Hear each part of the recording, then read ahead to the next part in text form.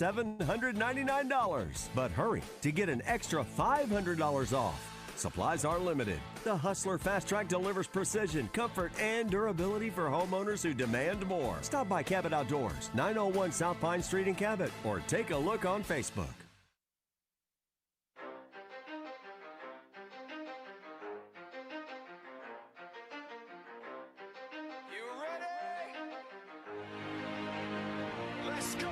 You're in the zone, coming to you live from the Oaklawn Hot Springs Studio. Oaklawn, Arkansas's only casino resort. Now, here's Justin Acri and DJ Williams on the Buzz Radio Network. This is 10% luck, 20% skill, 15% concentrated power of will, 5% pleasure, 50% pain, 100% reason to remember the name.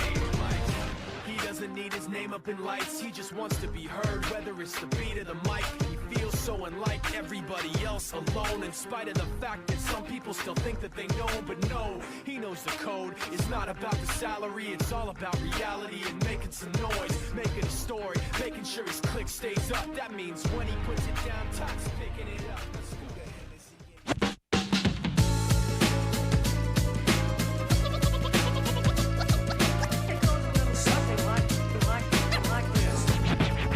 Pistol formation. Now Washington goes in motion. They empty the backfield. Green gets the snap in the gun. Here comes the pressure. Green has time. Rolling to his left. Makes a man miss. Still looking into the back of the end zone. The pass is caught. Touchdown Arkansas. 7 yards to Omega Blake. Green bought time and the Razorbacks kept the play alive. Shaq McCroy's checked in, goal line offense. McCroy and Harris are on the field, I formation, Russell behind Maddox Lassiter. First and goal to go, Green from under center, quarterback sneak. No signal yet, they've got to unpile him, it looked like he got in. Touchdown Arkansas! Touchdown Arkansas! It's a one-score game again. I've seen better days, I've been star of minute plays, I've seen better days, and the bottom drops down. Arkansas is playing better than a team that's lost 5 in a row, but this one's going to go into the books as an L tonight, and that one hurts. 4th-ranked team in the country, took them right down to the wire. Reed takes the snap, takes a knee, and that's going to do it. Bobby Petrino makes his way to midfield. Mike Elko, the Texas A&M coach, sprints out. Texas A&M moves to 7-0, and the Razorbacks drop to 2-5.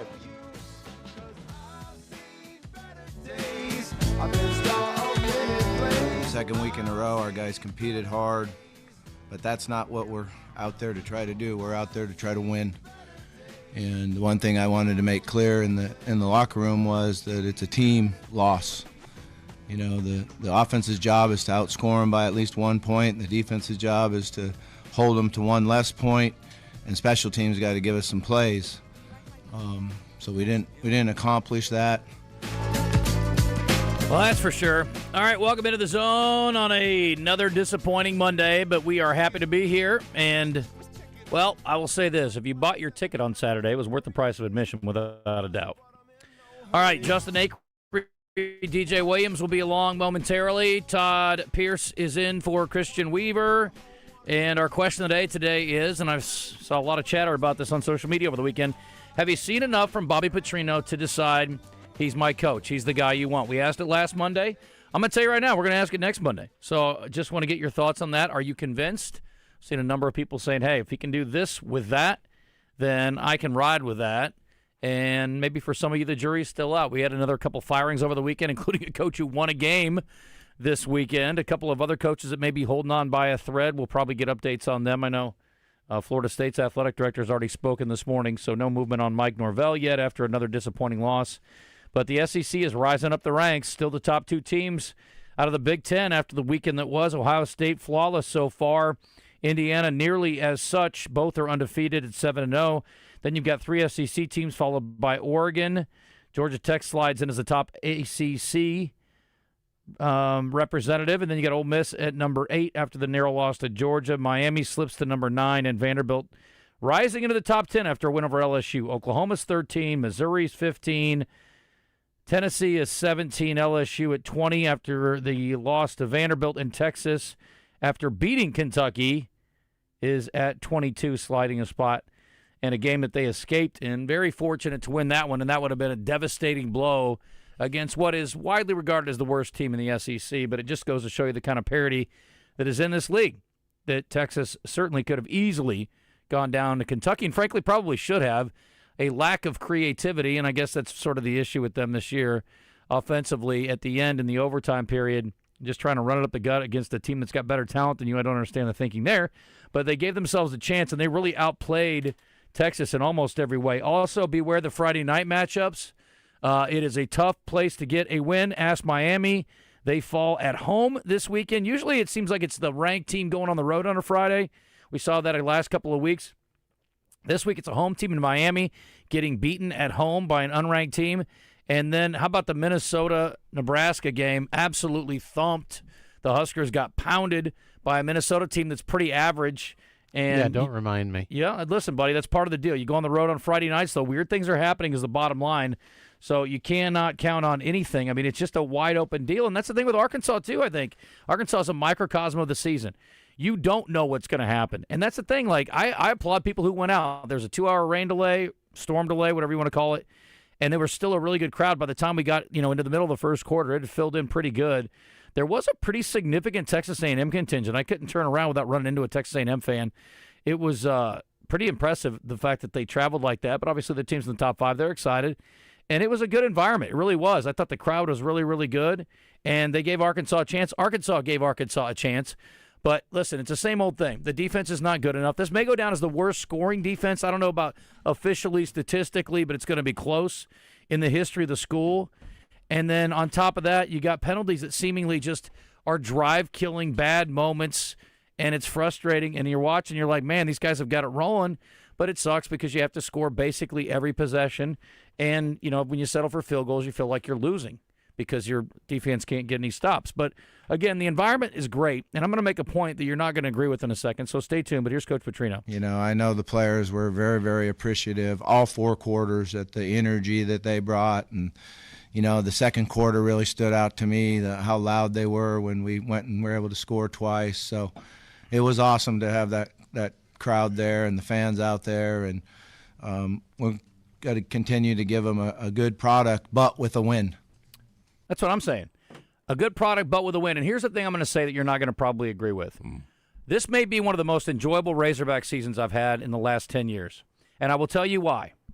I have no idea what's going to happen on Saturday when they play a football game. But I know they're going to be entertaining, and they have been in every game except for the Notre Dame game was not very entertaining. It was a beatdown, but that was the worst-case scenario. And clearly by then Coach Pittman had lost the team. Coach Petrino clearly has their attention. Now, listen, the defense has a dearth of talent. They are not very good on that side of the ball. There's a lot of issues there. But the offense is going to give you a chance almost every week. And let's be real. That's the last semi-dynamic offense you're going to play this year. I mean, if you want to say Missouri, I guess, is pretty balanced. Missouri's the only other team, I think, that's pretty good on both sides of the ball. They run it really well. But, I mean, look at Texas this week, and they're an embarrassment offensively. LSU's not good. They're not a good football team offensively. Now, that's not to say that both teams couldn't beat Arkansas. I'm not sitting here making that argument.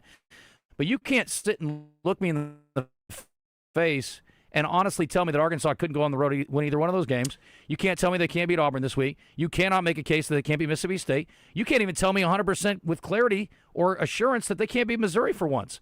So that's the thing as a fan. There are zero expectations for a change because they're in a bit of a state of affairs. But there is all kinds of fun and expectations on as far as the entertainment value goes. So it is always worth tuning in. It is always worth going if you have tickets. But you may not get the result you want, but it was worth going. I mean, look, I was disappointed as anybody else, but I was glad we went. It was a blast. Yeah. And Arkansas just kept hanging around. And it's like, are they going to get that moment? Are they going to get the help they need? Are they going to get a bad decision? Are they going to get a turnover? And Coach Petrino talked about that after the game, too. We kept waiting on a turnover. They had a turnover on downs. 4th down play, Texas A&M in control, but obviously Mike Elko was not comfortable enough with it, decides to go for it on 4th down his own territory. Running back gets hit in the backfield, and they could not get him down. You've watched the tape, I'm sure, DJ. Yeah. You got to tell me what Cam Ball was doing. Was he being held? Was he mixing it up with somebody he should have been? Because the play happened right behind him, and if he just turns around and falls down, he can take the running back down, and Arkansas gets the stop they needed. There were a few players just like that, and Cam Ball was one of them. Boone on the outside was another one. He was trying to tackle the tight end that was blocking him. I was, what's happening? And then the guy on the force on the edge, hesitant again, but still, it was there for the play to be made. Like you said, tackled or hit at least on the right side of the ball to make something happen. But I'm not sure what's going on. Cam Ball, I think, is just tired or not that good. But DJ, and then you have. Can I tell you that every time I looked up, he was running back into the game.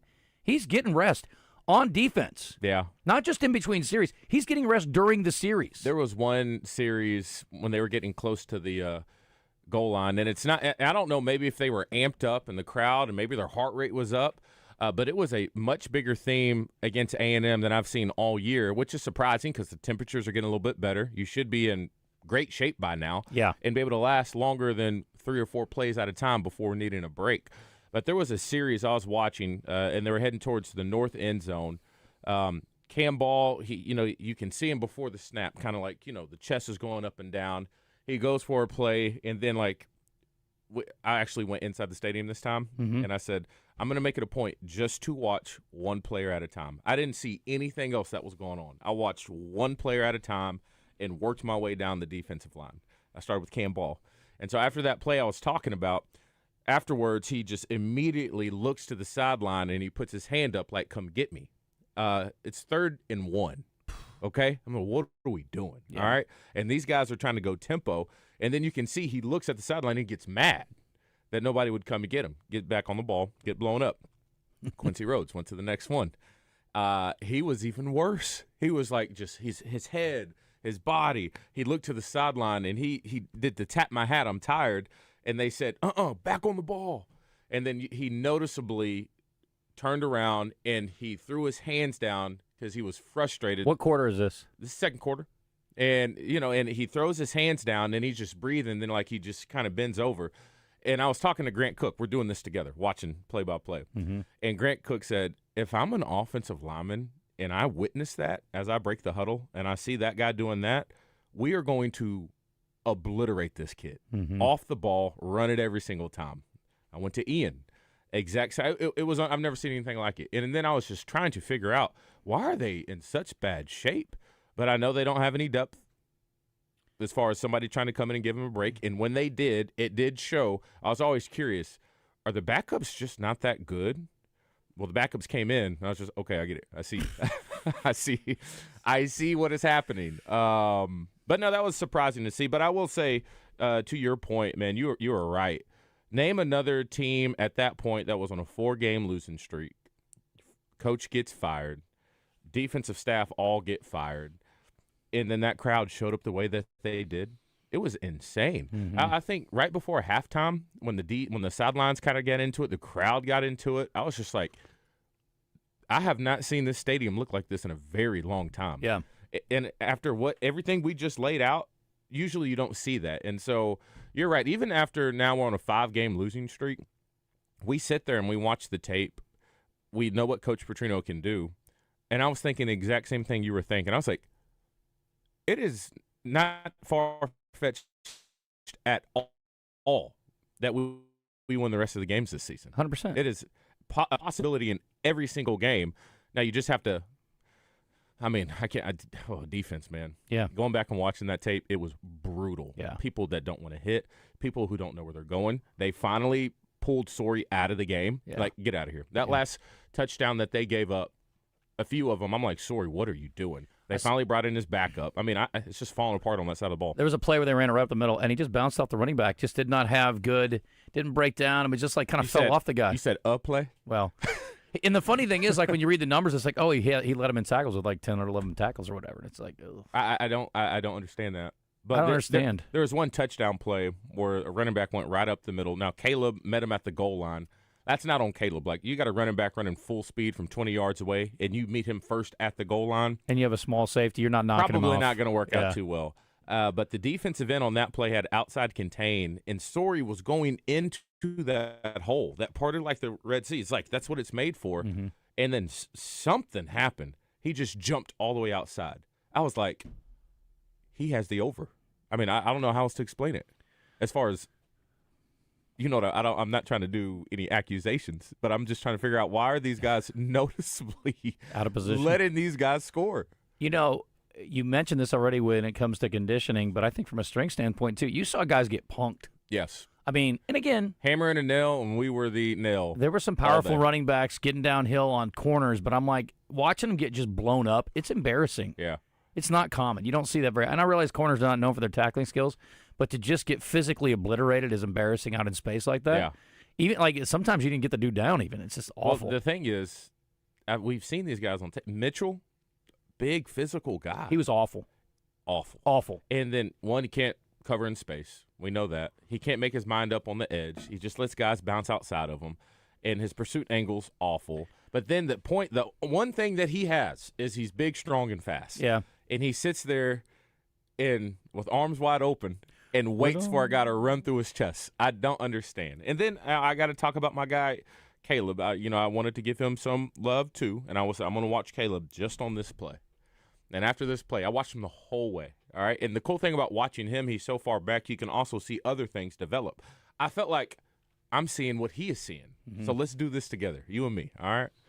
And the play develops. A receiver from the backside, I can see him start to cross Caleb's face. And he looks at him. I was like, okay, on a deep route? We got him. And then he follows him. And then I see the quarterback throw the ball in the air, puts some air underneath it. And Caleb, I was like, we're about to get a pick. I see the whole thing develop. I was like, we're about to get a pick. And then I see Caleb looking at it too. I was like, we're about to have something great to talk about next week on the Zone.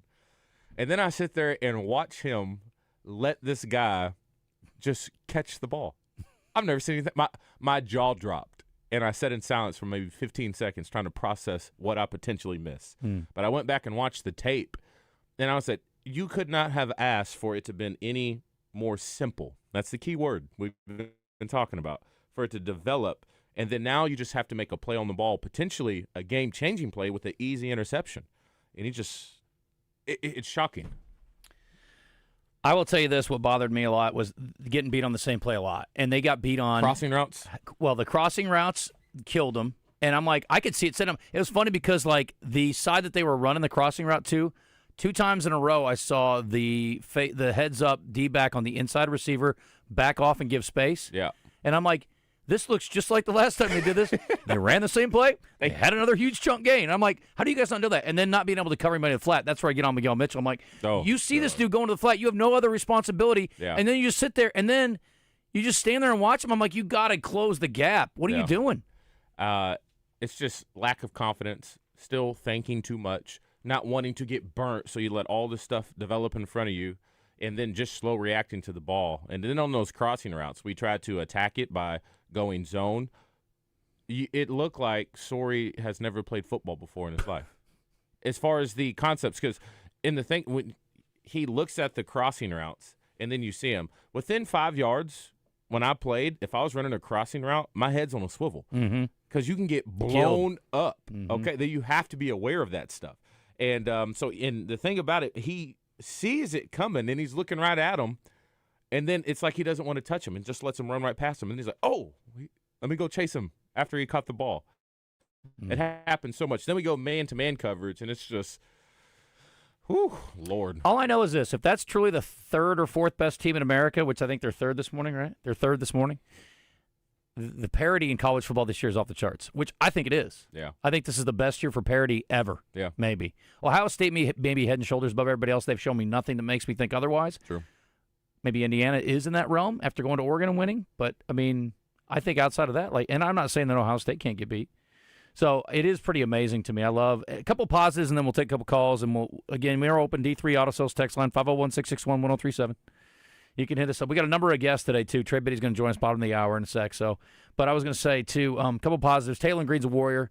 Again, there was a 4th down play, obviously missed 2 open guys. There was one on the seam and then one down the sideline. Didn't throw it. He held it too long. For some reason, he is doing that a little more regularly now. That's a problem. That wasn't the only time. But nitpicking his performance seems a little bit stupid. It's tough. And then Mike Washington was phenomenal. It's the third time I think he's gone over 140 in his entire career. Yeah. The first time at Arkansas. Back-to-back career games for him at Arkansas.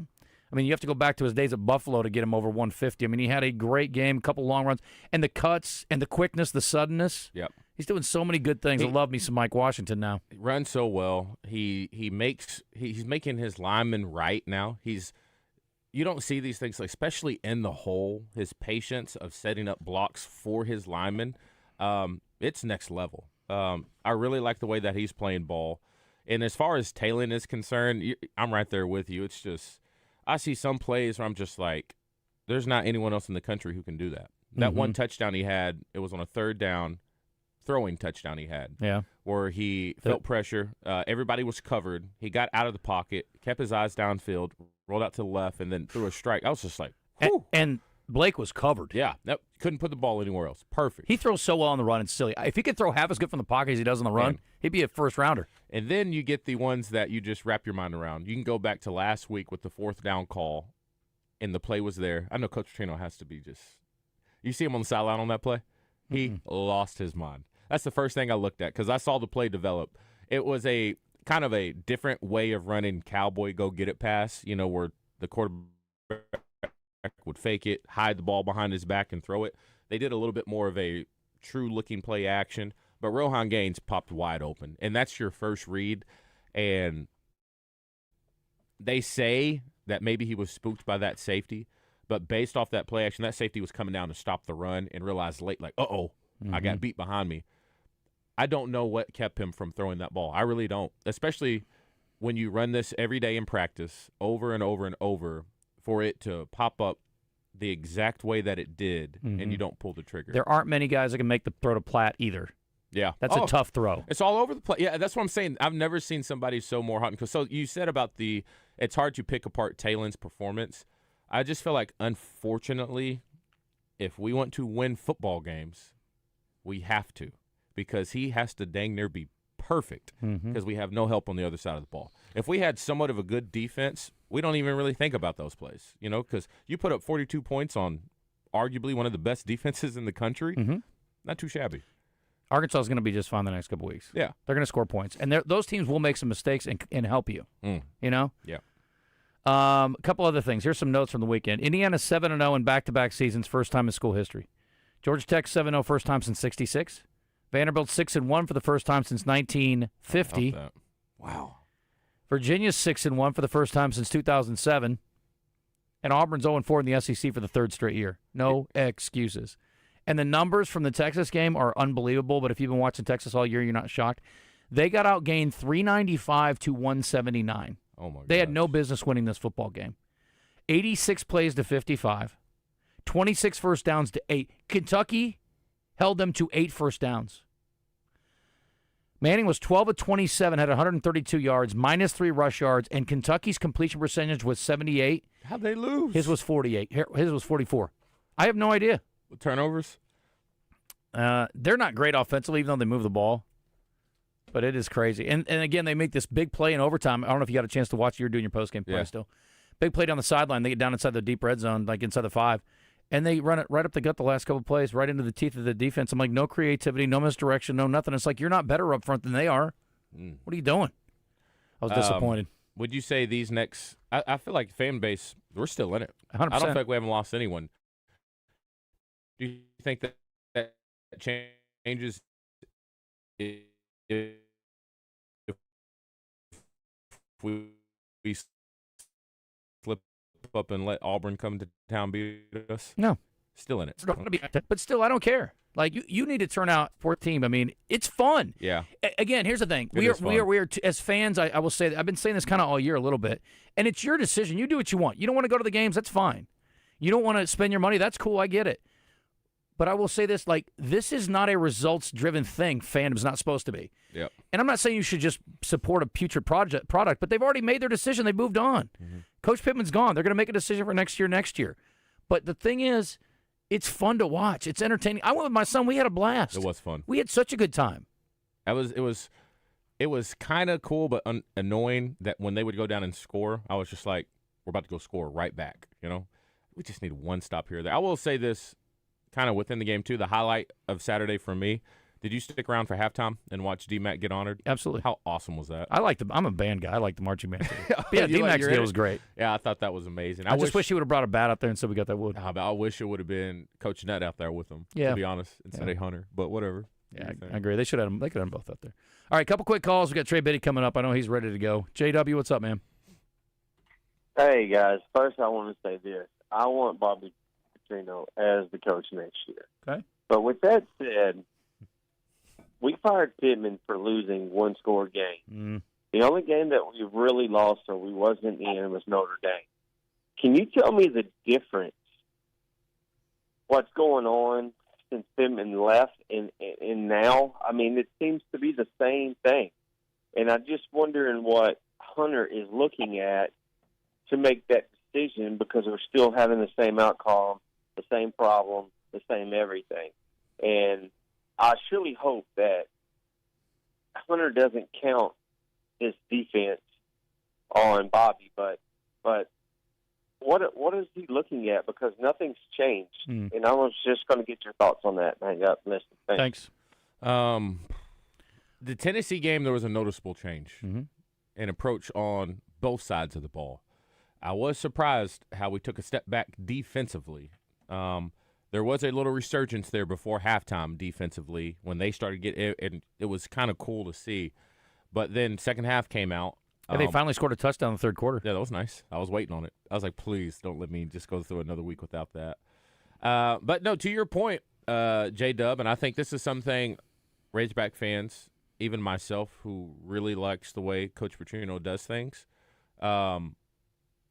we're still having the same struggles we did before Pittman was fired. Still in all those Ole Miss, Memphis, we were in those ball games too. You know, outside of Notre Dame, where it was a poor performance all across the, offense and defense. And so, but I don't know how to explain. It just feels like there's something a little bit different with the approach. I love the way he handles himself on the sideline, what he demands from players. I like that he's starting to take players out of the game and come and sit by me if you don't want to go out there and go 100%, even when it's your team captain. I don't think those things happen with Coach Pittman. You are going to have to get him to commit to evaluation of talent. You got to figure out what your plan is defensively. Let's be real. He won a ton of games here, and they were not like top 10 defenses with Coach Petrino at all. Now, they're obviously a lot more competent than the one that they've got on the field right now, but they were never great defenses. They were good, and you don't have to be great with this offense. You just have to be good. Can you hold them to 25? That's not elite, but it's pretty good. Good enough. Somebody sent me something outside of just looking at 2010, right? Arkansas's defense, let's go through it. I'm not going to count Tennessee Tech, all right? I'm not going to count ULM. Georgia held them 24 points. Bama held them to 24 points. Bama that went on to win, lost in the Iron Bowl that year against Cam Newton, a top-ranked team, number one at that time. We held A&M to 17.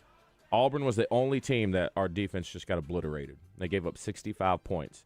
And then Ole Miss 24, Vanderbilt 14, South Carolina 20, Mississippi State 30, LSU 23. So with Coach Petrino, that's winning football. Yes, with Coach Petrino, I mean, we can do that. We don't need to be a team that holds a team to maybe 13 points here or there. Also, I will say I don't think there's another Taylor Greenway in the wings, and he covers up a lot of mistakes with his feet. He does. Now, I think if you give Coach P time and a new quarterback, he will adjust for that, because I think the way he has stuff built up in his offense, it allows for Talon to be Talon. And so I think if he doesn't have them, then he'll adjust accordingly. All right, quick break. We'll come back. Trey Biddy on the other side. Stick around. You're in the zone on a Monday.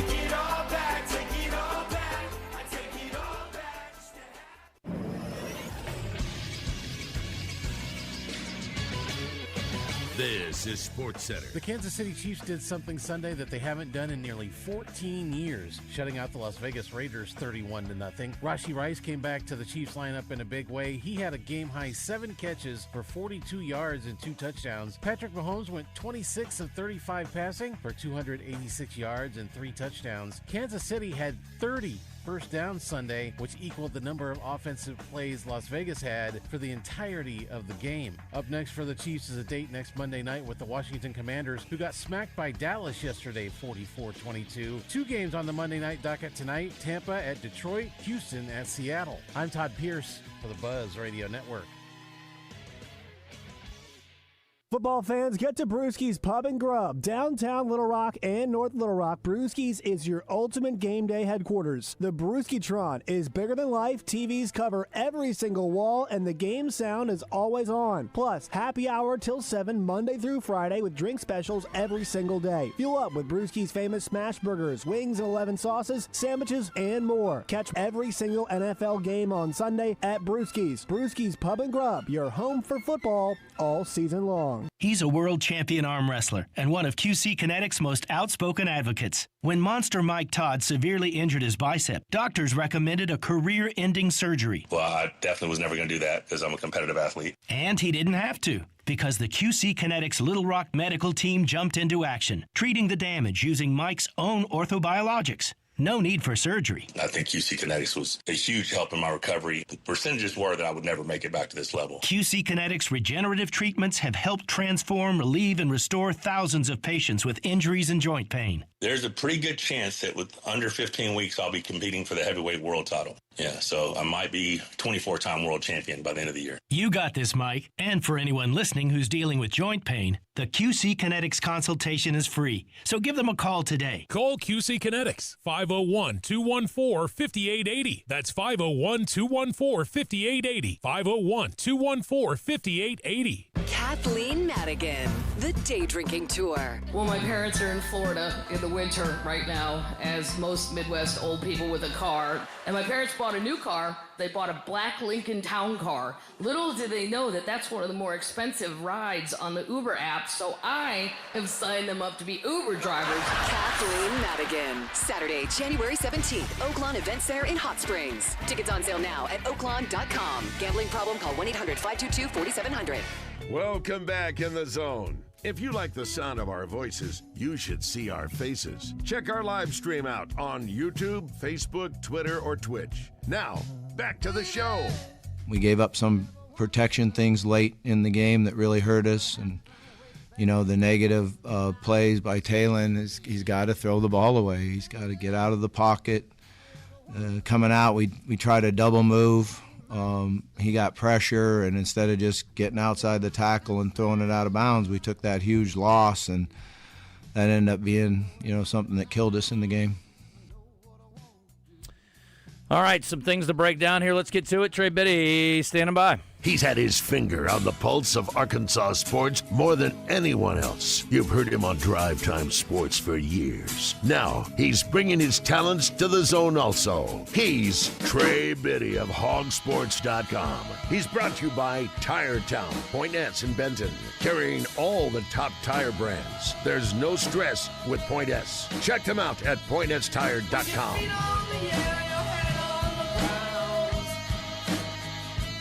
Hi, Trey. Hey, guys. How are you?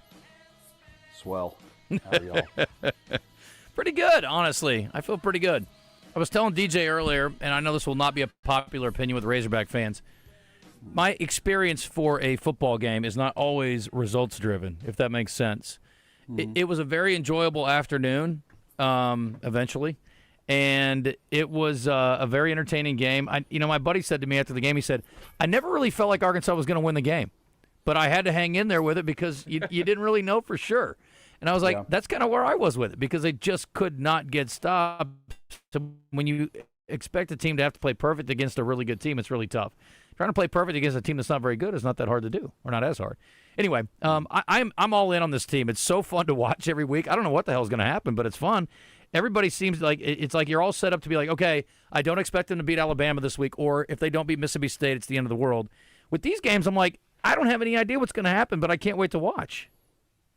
Yeah, I got a lot of familiar sentiments with that, and fans that I talked to, too, talked about how much they enjoyed the game, and at the same time feeling like Arkansas just wasn't going to be able to win because you needed a break that really never came. And sometimes you make your own breaks. Arkansas had some obvious mistakes, as you pointed out. The 4th and 1 at midfield.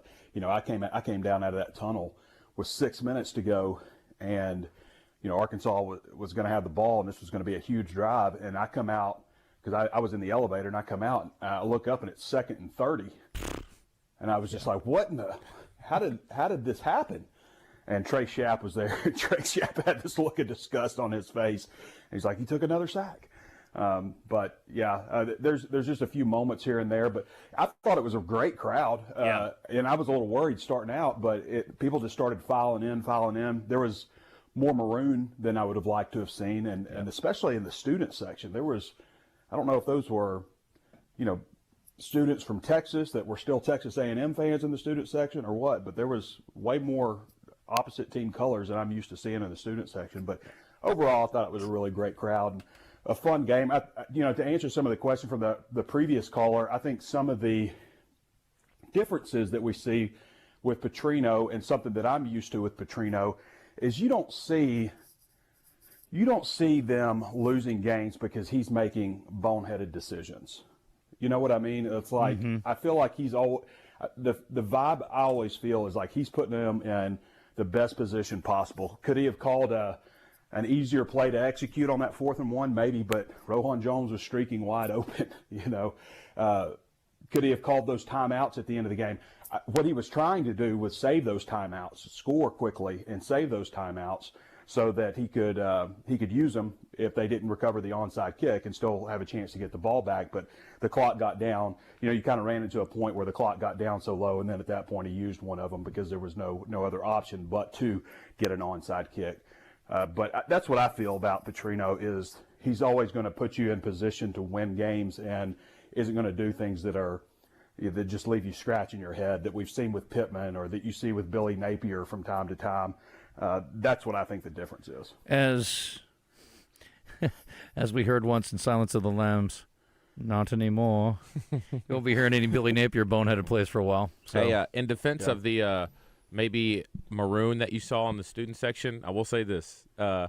Grant Cook, who was with me, was getting a lot of heat because he had on maroon colors at the game. But beforehand, we were walking around in the rain, and when it gets a little damp and soaked, it looked maroon. So. There were a lot of Texas A&M. A lot. Dang it, they had Aggie stuff on. There were tons of Texas A&M fans there. Well, you also have Texas A&M fans who traveled for this game, and they weren't going to be not going to the game. Yeah. You had probably plenty of Arkansas fans who, decided to stay at home because of the weather. I was on the home side on the 50. I had a really nice listener who offered me a couple of tickets, and we were surrounded by A&M fans. I was like, "What are y'all doing over here?" I mean, they think this is their year. They do. Yeah. They have reason. Yeah, they have reason to travel. I mean, they're undefeated right now. They got a really good team. Arkansas only had 2 TFLs in the entire game. I mean, the big issue for Arkansas is still the defense. Like, we can nitpick the offense, not getting that 4th and 1, taking some big sacks, not scoring in the red zone. We can nitpick at that stuff. The offense still put up 42 points in the game. Yeah. The defense, and the secondary's obviously got issues, but, man, the defensive line is just – they're so thin. When I looked down there and I saw Caleb James and who hasn't played his whole career at Arkansas, and Frank Mulipola, who hasn't played at all this season, 1AA transfer. And I see Kevin Otis, who's a true freshman, and I see those guys in at the defensive line, and the reason they're in is because Cam Ball and Ian Gerard have been on the field so much they don't have any choice. Danny Saili's out, David Oki's out, and they were thin going into the season. That was an area that we really talked about, that could be concerns up front on the defensive line, and that is absolutely held true. But the injuries on top of that have put them in a situation where they're playing guys that just they don't really measure up to when you're talking about that Texas A&M offensive line, and that's where it all starts, and that's just a big problem for Arkansas, and it's going to be a problem all season. I don't mean to sunshine pump you people because I'm not trying to get you overly hyped, but I will tell you this: it would not shock me because that looked like a defeated man to me after the game this weekend, Hugh Freeze, and it's not like they've been getting completely destroyed every game and not putting up any kind of fight, but this might be the situation to me where it's like here's Notre Dame. I mean, if Arkansas puts up 40 this week, they may win by 3 touchdowns. I'll never forget when Arkansas played them a couple years ago in 2023, and Arkansas just did not want to be out there on the field. But when you have things go wrong, like Auburn has had. I mean, they played Texas A&M, they 16-10 in that game. You know, when you look at, like, they started off well. They beat Baylor, you know, and then had a couple of easier games. They lost a close one to Oklahoma, lost a close one to Texas A&M, lost by 10 to Georgia, and then lose in overtime against Missouri. When those kind of things start happening, you know, it can snowball. But these aren't getting the crap kicked out of them. Right. Nobody's kicked the crap out of them yet. So, but it's possible when you keep losing and losing and losing, and it feels like the writing's on the wall that, you know, you do let go of the rope. And that's kind of been what we've talked about with teams that rely so much on the transfer portal and have so many new players. When things don't go right early, it's easier to let go. Arkansas has kind of had a second wind with the change with Bobby Petrino stepping in. Well, I will say too, Trey, and we talked about this, DJ, you pointed this out last week. It's like we're going to see. We're fitting to see if this offensive line is legitimately as good as we think they are. And you run for over 200 yards, and obviously they gave us some sack yardage late. It could have been a 600-yard game for them. I mean, I think they passed the test. Wouldn't you agree? Yeah, and you got to think late in the game when we're giving up those yards. Those are must-throw situations. Yeah, they know they can pin so they know they're back. just pinning them back, coming full speed. Yes, you'd like to get a little bit better set from your tackles, but then we didn't have our running backs in to help chip tight ends night because we need to get down the field. So there were a couple times where they brought heat when the game was still in doubt. Yeah, and Arkansas picked it up well. They did. There were a few that they did. There was one when they brought pressure, and this was pretty cool. It was the quick little throw to Omega Blake. It was on our touchdown drive. And you saw afterwards they brought more than we could block, and they picked it up the right way, and they left one guy on the edge, and Taylor knew, I got to get this out quick. But what was really cool after that, when they're running down the field to the line of scrimmage, him and his center, they turn around and fist bump because they both recognize we both saw that. Good job picking it up. And so those little things are encouraging to see. Yeah, I think so. And I'm glad y'all mentioned that on the offensive line because I don't think enough people are recognizing the improvement that they've had, and that's a big credit. You know, you got to give Pittman credit also. You know, he deserves a lot of blame for things. And Eric Mateos, I think, has done a really good job. The guys he was able to bring in, the recruiting that he's done also on the offensive line, they're not perfect by any stretch, and it is difficult when the defense knows without a doubt that you're about to throw the ball and they can pin their ears and come after you, as you mentioned. But I think the offensive line is dramatically improved from where they were last year and certainly the year before that. Well, I can't wait for this week. I'm looking forward to it. Defensively, I need you to deep dive this, Trey. Is this setting up to be the worst scoring defense in Razorback history? It could be. What's the worst? I don't know. That's what I need. Somebody who's got – where's Hogstats when I need him? There have been some bad ones. Let's see. You know, the first year of Rob Smith at Arkansas, I think that was Bielema's second year. They had a really good defense. They had Martrell Spate, the Bermuda Triangle, Martrell Spate, Trey Flowers, and Darius Philon. Yeah. Yeah, that was a good group. They also had, I believe, was it Isaac Madison? I think he ended up getting drafted also at cornerback. That was good defense. But the next year, the very next year, it was bad. I can't remember the last really good defense that Arkansas has had, so it would be hard for me to name the worst one because they've had some. Well, I want to see really statistically at the end. I mean, in the next couple of weeks, where they end up, because I mean, again, when you're regularly giving up 30 plus and 50 in a game and 40 plus in a few, it all starts up front for them too. Sure. Like, I don't think the secondary is good, but it's difficult to know. Yeah. Because nobody's going to cover anybody for 5, 6, 7 seconds. No. They had 2 TFLs in this game. Yeah. Arkansas had 2 TFLs. That's really bad. Yep. Creating no negative plays. And that fourth down. Oh my gosh. Where Smith runs into the back of his tight end. Arkansas blows it up, which is pretty good. And Singletary is just sitting there. God. And Singletary just takes it. I mean, and got hurt on the play because he didn't accelerate in there. Singletary has the best seats in the house. I mean, he is getting a front row view and watching everything unfold. Right, I need somebody to ask. I can't remember if it was Cam or who's Zero. Boone. Yeah. Boone. He had his back to the play. He was tackling. Was he tied up? No, he blew up the tight end that was trying to block him.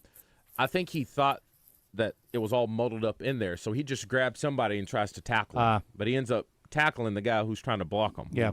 Well, the guy that was running the ball was behind him in the backfield. You talking about on the 4th and 1? Yes. Yeah, Boone did he did his job. Yeah, there. it was Singletary needs to come down and stop spectating and get his chin strap a little dirty and hit somebody. Yep. All right, Trey, we got to run. Interesting week again. Listen, we're saying it every week. I'm excited. It's a 1-point line. I mean, I think everybody feels like it's they got a good shot again. I mean, can we get 2 weeks back to back where you do it? I mean, I guess 3 would be because Tennessee was really a good effort too. But if you play that way this week, you're going to have a shot, a good one. Yeah, absolutely. So two coaches that you never thought you'd see back in the SEC. Yeah, no doubt. Well, getting Hugh Freeze fired would really make me happy too. So let's go Arkansas. Oh, that's harsh. Well, okay. sorry, I don't like the guy. I hear you. Anyway, all right, appreciate you, buddy. All right, take care. To you guys later. All right. I don't normally root for guys to lose their job, but I'm not a big. I don't like Freeze. I really don't like Texas A&M at all. Feinbaum. Yeah, Feinbaum. Root for him. Yeah. I'm gonna take one quick call. Charles, got to keep it tight. What's up? All right. Thank you for taking my call, and I heard what Trey said. That Petrino never calls bonehead plays, but he can't help the players who make the bonehead plays on the plays that he's called. And I'll get off here and listen. Thank you.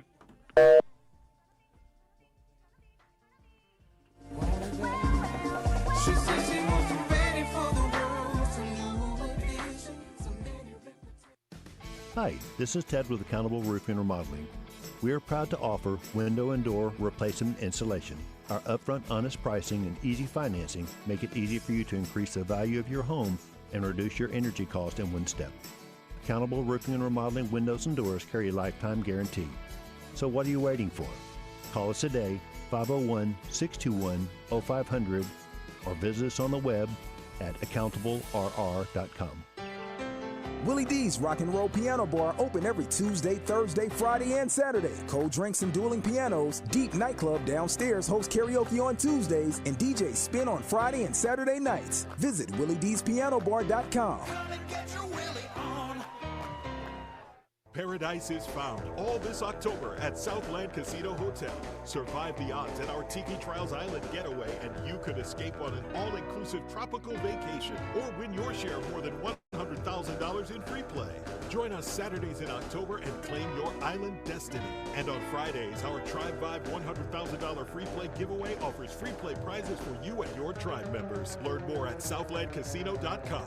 Must be 21 plus. Play responsibly. For help quitting, call 800-522-4700. UAS Health Orthopedics and Sports Medicine is taking golf to the next level. As the official orthopedics and sports medicine provider for Razorback Athletics, UAMS Health covers all 19 Razorback sports programs, including golf, and is the official medical partner of the Simmons Bank Championship presented by Stevens. They're also proud to sponsor professional golfers Ken Duke and Glenn Day. Have a golf injury? Call Ortho at 501-686-TOSH to schedule your appointment today. That's 501-686-8674. College football is all about finding that next generation of stars, fresh talent, big plays, new energy every season. That's the same approach behind Flight by Yuengling. It's brewed by the oldest brewery in America, but built for today. Just 2.6 carbs and 95 calories with real beer flavor that keeps up from kickoff to the postgame recap. So whether you're tailgating or celebrating a big win, make Flight your go-to. Flight by Yuengling, the next generation of light beer. DG Yuengling and Son, Pottsville, PA. We all know how busy our lives can be these days and how important our time and convenience is as well. And Edwards Food Giant knows that too. So that's why they're inviting you to take advantage of their Heat and Eat meal solutions items in the deli department. Delicious Edwards Food Giant signature dishes along with a wide choice of entree and sides, all ready for you to pick up and take home to serve your family tonight. The Heat and Eat meal solutions now at your favorite Central Arkansas Edwards Food Giant deli. This week's special is chicken spaghetti for only $7.49 per pound with seasoned corn for $4.49 per pound. If you are looking for a safe and loving home for you or your loved one, visit Heartland Rehabilitation and Care Center. Just 15 minutes from Little Rock and Benton, our skilled nursing staff is dedicated to providing quality long-term care and short-term therapy. Visit heartlandrehabcenter.com. You can call Heartland home. Welcome back in the zone with Justin Acri and DJ Williams in the Oaklawn Hot Springs studio. All right.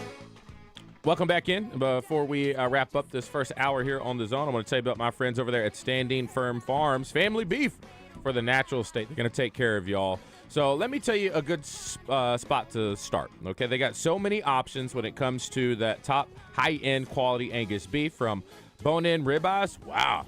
You got strips, fillets, ground beef. You can order burger steak bundle boxes delivered to your front doorstep. Like the farmhand box. Let me tell you what's in it. For $250, you can get 12 patties, handcrafted, half-pound each, juicy and flavorful every single bite. 3-packed, convenient 1-pound portions of versatile meal prep steaks. You got ribeye steaks, 2 of those, rich marble in those, 14 ounces each. You got 2 16-ounce sirloin strips.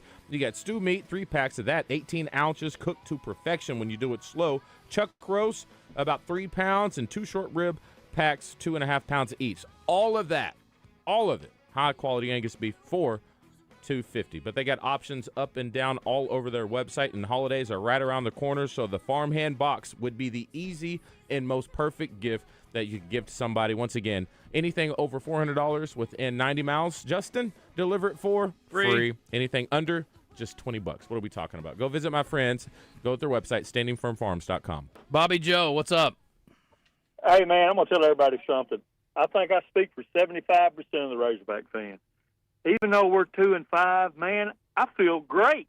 I say give the man a job right now and let's roll. Don't you got that feeling that things are okay? Yeah, I mean, I feel pretty good about where the team is, and if he has a season to recruit, and hopefully they can spend some good money on some defensive players and get some dudes. Yes, man, let's do it. The guy got fire on the sidelines. I know there's some opposition up there, you know, them holiers and now Baptists. Well, I'm a Baptist, but I'm just not one of the holy ones. No, you're I not. say bring him back. Okay. Bring him back, man. Thanks, Bobby Joe. Appreciate it. Some D3 Auto Sales text offerings. DJ, thanks for calling out our defenders who won't hit anyone. Surely we have someone that will stick their head in there. Yeah, that's all you need. I'd like to have a guy that'll fight.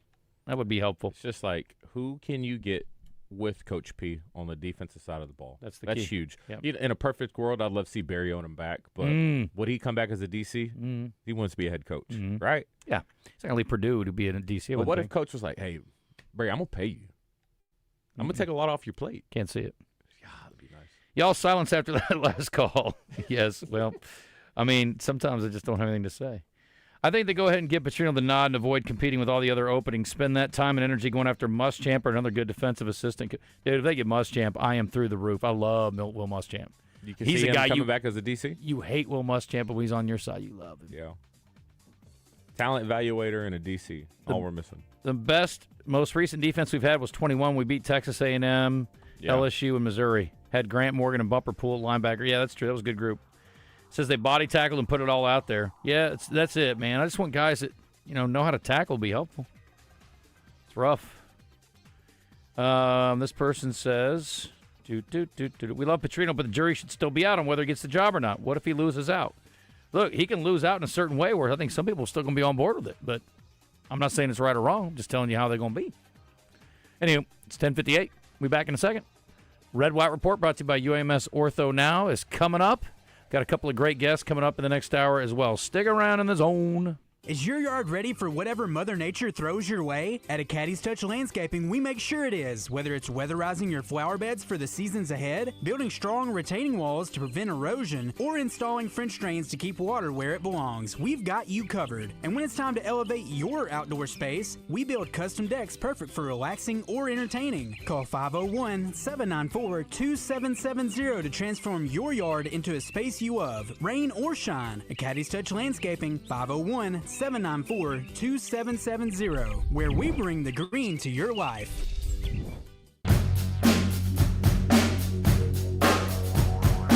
I'm Alan LeVar. For 25 years, my team and I have helped injury victims across Arkansas. This is our home.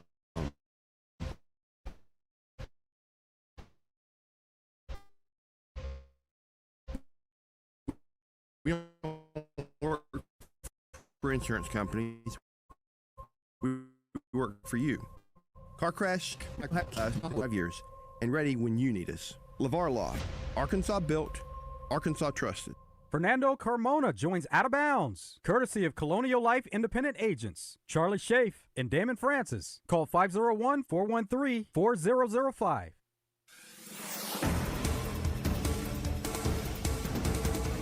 The National Park Service and the Searcy County Sheriff's Office are leading an investigation after the death of a 13-year-old boy. Officials say he fell from a scenic overlook at Brewer Bluff near the Buffalo River. They say he was hiking with a friend when he lost his footing. A joint effort between park rangers and Harrison firefighters helped find his body. Park officials say in a statement the terrain at Buffalo National River can be rugged and steep. While enjoying the overlook, please stay a safe distance from the edge. And looking ahead to tomorrow, the Pine Bluff Police Department will be raising awareness about domestic violence. The department will be hosting their annual Domestic Violence Walk in honor of victims and their families. It's from noon to 2 p.m. on the front steps of the Civic Center. Pine Bluff PD says the event will feature remembrances, community fellowship, as well as a meal. For the Buzz Radio Network, I'm KARK's Gary Burton Jr.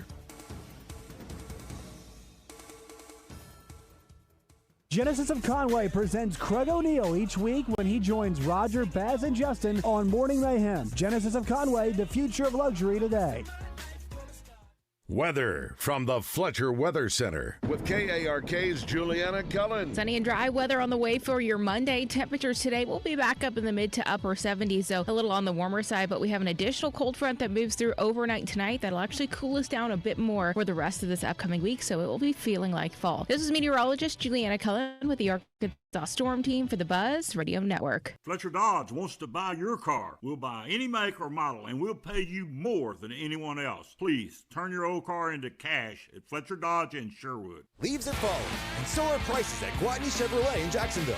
It's a fall festival of savings on select 2025 and 2026 models, including Silverados from $36,500. Drive the all-new Equinox for under $28,000, or lease a Track starting at $249 a month with $3,700 due at signing. Plus, pre-owned deals with available sales tax paid on select inventory. Visit GwatneyChevrolet.com or stop by 1301 TP White Drive in Jacksonville. Chevrolet. Together, let's drive. With approved credit. Restrictions apply. See dealer for details. Ray Tucker with good news for enthusiasts of Triumph motorcycles. Honda of North Little Rock now carries the legendary classics and cutting-edge rides. We have the Bonneville Bobber, Daytona 600, the TF450X, the Stunning Elvis Presley Edition, and the Rocket 3 Evel Knievel. You get the idea. Come see us at Honda of North Little Rock, your family fun headquarters. If you have old computers, hard drives, printers, cell phones, or other electronics you no longer use, get rid of them. Just make sure they're recycled properly. Tuesday, October 21st, Wednesday, October 22nd from 7 a.m. till 2 p.m. at Simmons Bank Arena in North Little Rock. Pulaski County residents and businesses drop off your old electronics for free. Just pull up and they'll do the rest. Electronic devices need to be recycled to keep toxic waste out of local landfills. For a list of the electronics you can drop off, visit recyclingunplugged.com. It's the second annual Highway 270 Grill Feed the Kids Golf Tournament this Saturday at the Malvern Country Club. 12 p.m. shotgun start. The proceeds benefit Poen, Ouachita, and Glen Rose school districts for unpaid lunches. Sign up your four-person team now for only $300. Lunch starts at 10:30 a.m. and dinner starts at 5 p.m. Live music starting at 6 p.m. from Kimball Davis. Find out more on Facebook for the second annual Highway 270 Grill Golf Tournament Saturday.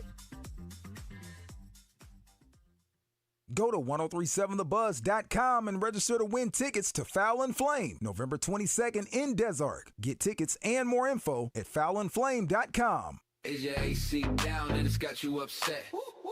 When you start to sweat, call Jet. Jet Heat and Air, Central Arkansas's comfort team. Fast service, free estimates, and financing available. Family owned and Arkansas proud. Schedule today at jetacservice.com. That's jetacservice.com. When you bundle renters and auto with Progressive, you can save while protecting your most valuable possessions. Like your really expensive limited edition sneakers and your new suit for your cousin's wedding. Except you never actually bought the suit because you can't stop buying sneakers. So you show up to the wedding looking like you're going grocery shopping. But hey, at least your sneakers will look good in the pictures. Until you're cropped out of every last one of them. So go ahead and get Progressive so you can save while protecting the things that matter to you. Progressive Casualty Insurance Company and affiliates and other insurers. Not available in all states or situations. Oh no. Ah, that's the sound of someone who's misplaced My debit card. their debit card. Where'd I leave that thing? Not at the gas pump, or the checkout counter, or the roof of your car. Now, if he has the Chase mobile app, he can use Card Lock. Wait, I could just lock my card. Yep, just a few tippy taps on his phone, and that sound? That's peace of mind from Chase. Chase mobile app is available for select mobile devices. Message and data rates may apply. JP Morgan Chase Bank N.A. Member FDIC. Arkansas Roundballers Big Joe Klein and Pat Bradley pontificate on Bet Saracen. People ask me, what do basketball players know about football?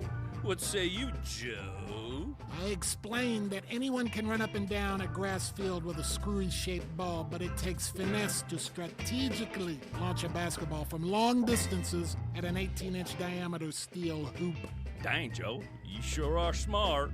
Gambling problem? Call 800-GAMBLER. It's fall, y'all. Get your vehicles ready for all the seasons ahead. Yes, all of them. Football, the holidays, and our Arkansas weather. Point S Arkansas can take care of your tires, brakes, shocks, or just a general service with the brands you know: Falcon, Toyo, Kumo, Blackhawk, and more. Visit one of their locations today: Tiretown Point S in Benton, Bartlett Tire Point S in Heber Springs, Fleet Tire Point S in Russellville and Pottsville. Online at pointstire.com.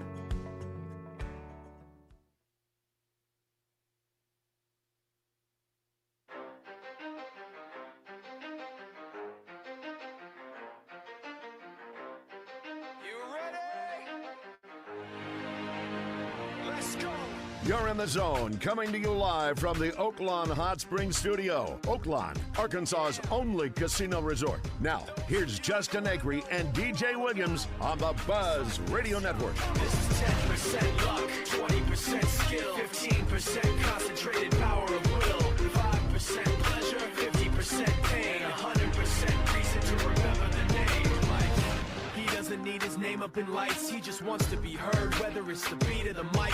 He feels so unlike everybody else, alone, in spite of the fact that some people still think that they know, but no. All right, busy second hour. Let me run through this. We really didn't get a chance to run down our list. I appreciate Trey Biddy coming on. Thanks to Tiretown Point S out in Benton. We're about to do the Red White Report. Plenty to dive into. At the bottom of this hour, DJ, we're going to talk to a guy named Andrew Miller. Okay. Andrew is a running back at Harding, and Andrew set a school record this weekend. What did he do? He ran for almost 300 yards. Ooh. Yeah. Had a big day and a win over Henderson.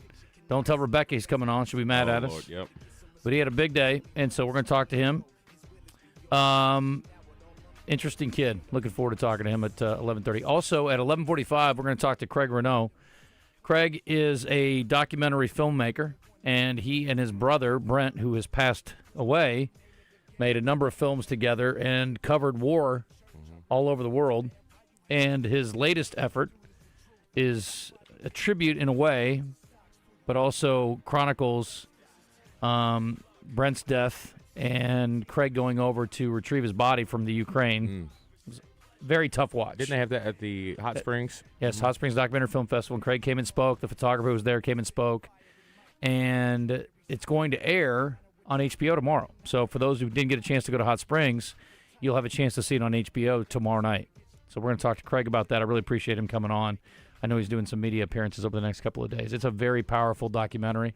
It is a tough watch. It is a very emotional watch. And we've had those guys in the studio before. I mean, they've been awesome for film. And, some real assets, some real gems here in the state of Arkansas. It's just an awful loss. And anyway, I think it's an important film for sure. We're going to talk to him about that. Coming up in the 12 o'clock hour entertainment report brought to you by Bell & Sword. We've got our Brewski's birthday trivia. And at 12:30, our friends from Conway Wealth Management are going to come in, one of our segment sponsors. So we appreciate all that and all of you tuning in today. So let's get to our Red White Report and break down this game a little bit further. Again, it is, I don't know that I've ever really said this a whole lot, but like having a good time at a game and your team winning are not mutually exclusive, right? Like you can do both. Like I had fun and the team I wanted to win didn't win. Yeah. I prefer that they win some, though. That'd be nice. That would be great. Maybe just one of the next two. Question today, has Bobby Petrino done enough for you to be ready for him to take over as the head coach? Yes or no? Very simple. It's on the Buzz Twitter, at 1037TheBuzz on Twitter. Some guy came at me on there and said, "Media's pushing for Bobby to get the job." I said, I'm not pushing for anything. But I'm just curious if people are open to it or interested in it or pining for it. And if you don't like Bobby, who do you want? By the way, did you see the tweet from Dan Mullen this weekend? Yeah, it's pretty wild.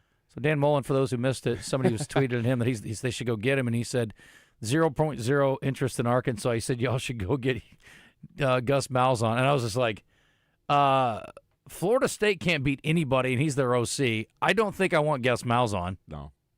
And I don't want Gus Malzahn if Florida State was undefeated. I thought that was a fake account because it's not verified. I was just like, who's it? But it ended up being his. It was him. And then he went back and deleted it later. Oh. It might have been soft. Had a few drinks or something. I don't know. It was poor judgment. That's a funny tweet, though. Yeah. Did they get poleaxed this weekend? Who? Did UNLV get hammered this weekend, Todd? They got beat pretty badly by Boise. That's what I'm saying. saying. 56-30 or something like That's why that. he took it down. He was like, maybe I do need the job.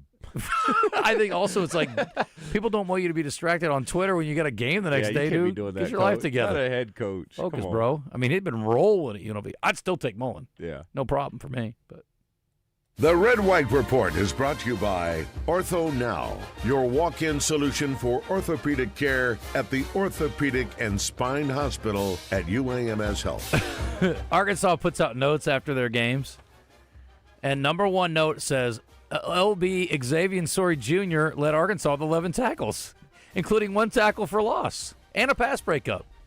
Great job. There it is.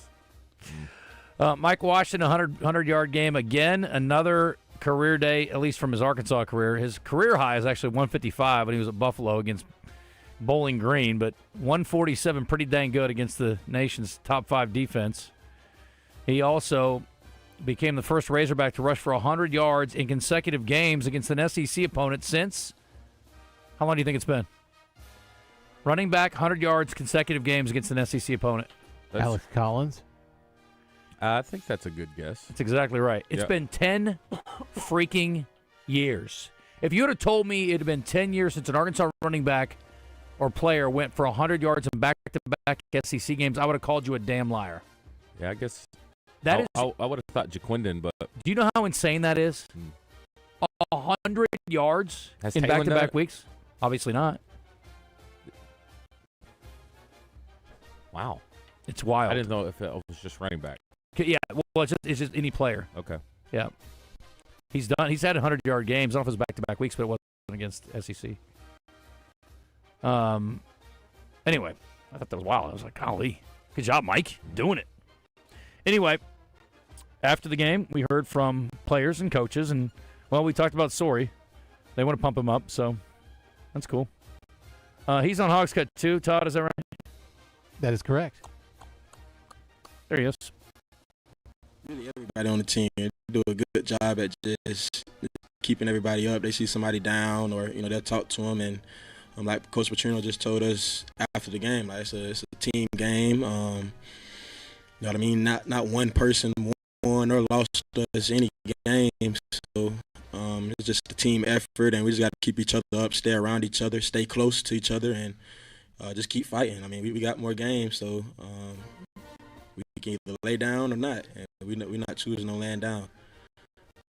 I prefer that he didn't, and it's definitely not one person. I will say this, the fourth down plays were key. Arkansas missing on theirs and A&M converting on theirs when they were backed up in their own territory. When you're on the minus side of the field and you're kind of in control of the game, even though the scoreboard wouldn't necessarily indicate it, I thought it was a pretty gutsy call by Elko. He played to win the game, and he almost got burned on it. And if either one of those had been hit, who knows what would have happened, right? Like the game could have had a different outcome, and honestly could have. How many punts were in the game? Do you know? I think I don't Arkansas really remember punted any. once, maybe. Okay. I remember when they ran him out there. 3 grand total. I remember the first one. I was like, oh, man, there's Devin Bell. He had 2. He had a 55-yarder. He averaged 54 almost, though, so he hammered 2 of them. Yeah. Well, one of them he was backed all the way up in his end zone because of the sacks. And then Tyler White had 2. There were 4 total. He had 46.5. So both guys actually punted well, just not very often. Anyway, as far as the Arkansas fourth down play, here's Taylor Green. I put that on myself. Coach Petrino had trusted me to go for it early in the game, and I didn't execute. And I saw the safety right there, but I have to trust in myself and trust in Rohan and just to make the play. Just trust my eyes and to deliver it because we practiced it all week long. So that's on me. I will say this. I haven't seen 2 balls thrown better than the one he threw to Platt. I mean, it was almost left hash to right corner, and then the one that he threw on the move to Omega Blake for the touchdown. You're not going to see 2 better throws by a college quarterback this year. I could name maybe 5 more from Talon this year alone. as you said, all on the run. He is a very, very talented dude. Mm-hmm. And I think, again, we hold him to a standard that is maybe a little bit unreasonable. He's going to have a couple of mistakes, but 42 points against a team like that, you can't ask for much more from the offense. Mm-mm. And, again, the offensive line's playing well. The receivers are playing well. Mike Washington's playing well. The tight ends are playing well. Like, there's a lot of good things happening on the offensive side across the board. Yeah.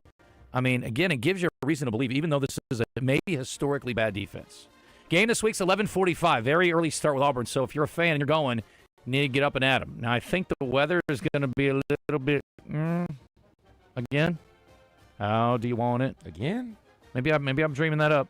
Maybe it won't come in until later. I don't know. I can't get my weather app to come up. 11:30 kickoff. Why is that? 11:45. 11:45. It is a weird time. Mm-hmm. I can remember 11:45 kickoff. I don't remember ever having one. Me neither. It's weird. Saturday, 65% chance of rain. High 67. Get your ponchos out and get your butt to the game if you're so inclined. Now, I will say there's an 85% chance of rain on Friday. No chance of rain on Sunday. I'm just looking at the weather app. Your local weather company may have a different take on this. But what I'm hopeful is that the rain clears out before or at kickoff. So, but it looks, I didn't see anything stormy, just rain. So, I don't know. Sloppy mess. Who knows? Who knows? Let me get Birdman in here. If you want to join us, 501-661-1037. Oh, one other quick note. Arkansas volleyball right now is abysmal. No. Arkansas volleyball is much more like Arkansas's defense than Arkansas's offense. Hang on a second, Birdman. 1 sec. They played A&M this weekend, too. Texas A&M beat them in straight sets. Arkansas is, in 8 matches, DJ, 1-7 in the SEC. Yeesh. Texas A&M is a top 10 program. And Arkansas was like on top of the world a couple of years ago in volleyball. What happened? Didn't we lose to everybody almost? Conway or A-State this year? Didn't they go up there and Conway beat High them? School? Sorry, UCA. I don't know. Could be. Conway. My bad. No, I was like, what? Anyway, what's up, Birdman? Yeah. Hey, DJ. Yeah. Coach Nutt was at the game. I saw a video of the coach's show, and he was with Darren. And so he did come to the game. He may have not gone out on the field. He didn't. Anything, but he was at the game for Darren. They should have had him on the field. Yeah. I wanted him on the field. I agree. Yeah, he may have not wanted. I mean, some people still have issues. So that may have, but at least he made it to the game. I thought that was cool. I think that Vanderbilt quarterback, they need to start talking about the Heisman for him. I watched that game against LSU, dude, and he was amazing. And of course, I love for LSU to get beat because LSU, to me, was like the way Texas was in the 60s. Is when we would play them back in the 60s, they would fumble the ball in the first quarter. They would look terrible, and then they would come back and beat us in the fourth quarter. And I felt like, well, I hope LSU does not do that to these guys, and they didn't. So I like that kid. He can throw the ball, he can run, and he can distribute the football well. So what they've been beat one time by Alabama, is that right? Yep. This year? Yep. So anyway, I think you ought to consider it. But I watched that entire game, and I really enjoyed seeing Vanderbilt beat LSU. No doubt. I like Petrino. Let's keep going, guys. We can win these next 2 games. All right. Appreciate you. I will say this. The one great thing about the delay, the weather delay, was we got to watch the whole Vanderbilt LSU game. Yeah. That was a blast. That was one of the more entertaining games I've seen all year. The Ole Miss-Georgia game ended up being a great game, too. Ole Miss couldn't pull it off. We'll do game balls and jock straps a little bit later. But is Vanderbilt for real? I mean, I did not think they could back up last year's season with another one, but they are legit good. Good luck. Good luck with them. Got some good ones this week. Actually, Vanderbilt's hosting game day this week. Who do they have? Missouri. Game Day's going there? They only have one loss. I got to put respect on their name. Well, Missouri's the top 15 team, too. Missouri won in overtime this weekend. Did you watch it? If you would have told me that Vanderbilt has a better shot of making it to the college football playoffs before us, I would have said you're crazy. Well, at least that lets us know that in this world of portal and NIL, we got a shot. Mm-hmm. It can be done. You think? DK, what's up, buddy? Good morning, fellas. So, Justin, you sound a little loopy. You ain't been drinking none of them pale ales this morning. Straight coffee, buddy. What's up? What am I saying loopy about? Because Auburn probably going to get their first conference win this week. Why do you say that? Number 8 and number 4 on offense gonna be a problem. Number 15 on defense gonna be a problem. I'm just looking at they lost to A&M. He held them to 16. They just lost to Missouri and he took them to overtime. Yep. So, yeah, I just believe we're gonna still be winless. And another thing, I know they pointing the fingers at the defense, but in order for the defense to be on the field so much, that means the offense was stalling out with them bonehead ass 4th down calls and not completing them. What was wrong? It's a blame to go all the way around. That's what I'm saying. What was wrong with the 4th down call? If Silver Taylor holding on to the ball, yeah, I ain't got no problem with you going for it. I'm just saying when you don't execute them though, and then okay, you should have put your defense, this bad defense, back out on the field. DK, I would disagree. Go all the way around. I would on those. I think depending on the game and the momentum, understanding that your defense can't stop anybody, and I thought it was a good. You only do that if you feel like you got the right call, and he had the right call. You rep it all week in practice, and it was there. And for some reason, for some reason, but we've seen him. Yeah, I don't get it. And the same thing happened, I would say, at the who did we play last week? Tennessee. Tennessee. This was the problem. Yeah. Arkansas got the ball first and went down and scored 3 points. They got their balls and went down and scored 7. Mm-hmm. Penalties killed a couple of touchdown drives. A couple missed blocks and oh man, that first drive. I mean, penalty took that.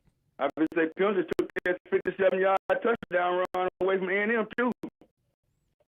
Which I didn't really feel like was a penalty.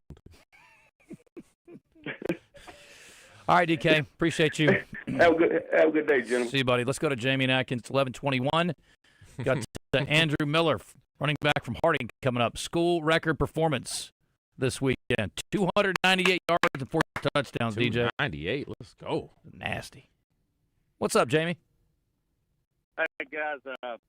I was going to talk about the 4th down calls and even some 3rd down plays. I don't know why. I mean, the plays were there, especially the one to Rohan Jones.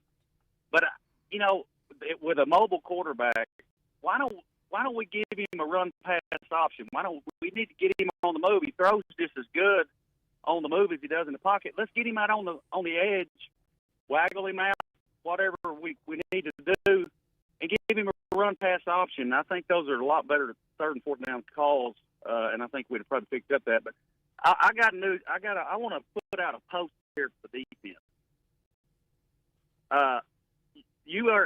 Guys with your size are an embarrassment to people like me that was a good high school football player but was 5'9" and weighed 165 pounds and tried to hit like I weighed 220.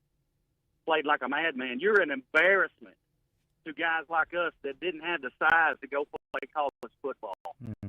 Go play intramurals. See you guys. See ya. Intramurals it's where guys like us belong. That's fun. I love intramural basketball. It'd be great. Oh, man. And you got to think, too, in those situations, the 4th and 1s, and deciding not to run it but have that pop pass out to Rohan, which was there. Very so often you're going to know what hand the defense is going to play. Coach P knows what they're going to come out in, and he knows that in a game like this, we have to score touchdowns. Yes, I know it's 4th and 1. A lot of people just want to get that 1 yard and move on. He sees it as an opportunity to put 7 points on the board. And it was the right call. Yep. Just didn't execute it. That's right. All right. From the 479 from our D3 Auto text line. Hey, guys, what if you have to say to the people who think Taylor needs to be benched? I don't say anything to people that think Taylor should be benched. I can't even talk to you people. I mean, I don't even have the breath to waste on people who think Taylor should be benched. And I'll tell you what, if you weren't sold on him before, him coming back from getting dinged up, I mean, dude's a stud. Stop it. That's too dumb to even address. This guy calls in once a month and has to mention his high school football days every time. all not think the clock management in the last 2 minutes was terrible? Arkansas was fighting for their lives. They couldn't stop getting sacks. And as Trey was saying, like I think he had a plan for his timeouts, but the sacks kind of put him in a tough spot. So, from the 910, where's that? North Carolina. Oh, 1-0. You're moving the right It's way. 901. 901? Tennessee? I think so, yeah. Could someone teach Green how to step up rather than curl around backwards to go to his left all the time? It becomes predictable, and A&M came after him that way. He did. He does. That is his escape route. Turning your back to the line of scrimmage seems like a dangerous maneuver, but he did get away with it a few times. Ever since Bobby was hired, volleyball's been a problem since then. That's true. No. I don't think he's responsible for that. That's awful. But I see working. I know Taylor's gone, but how many of the other players are out of eligibility on the offense? You know who can come back? Oh, who can? Russell.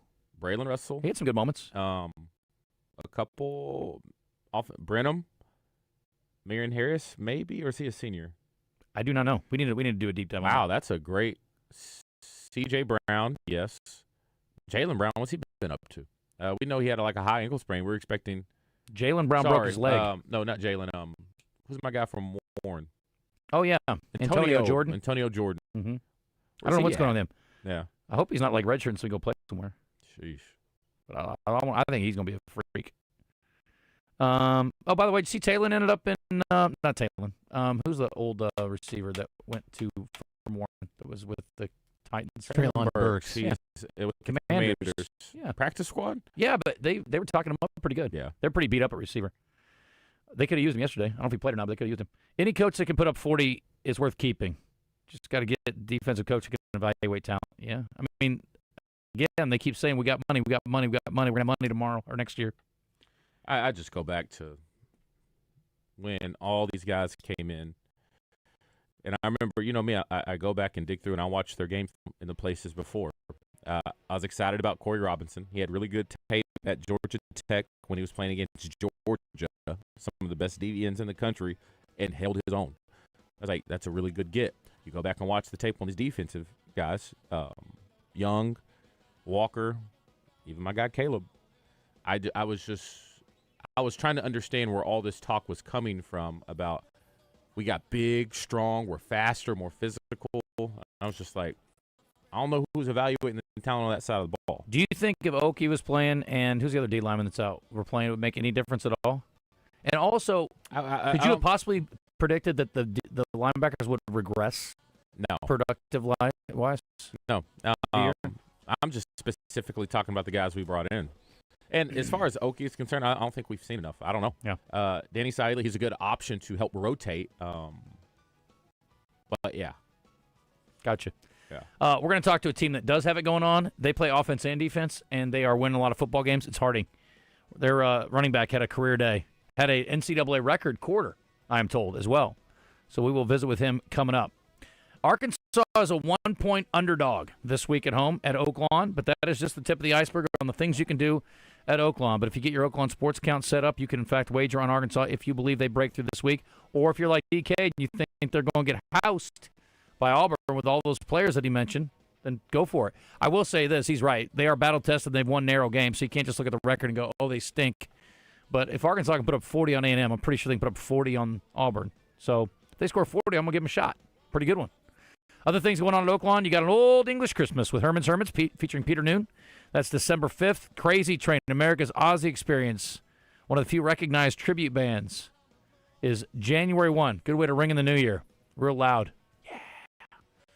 Yeah. And Kathleen Madigan, January 17th. Tickets on sale at Oaklawn.com.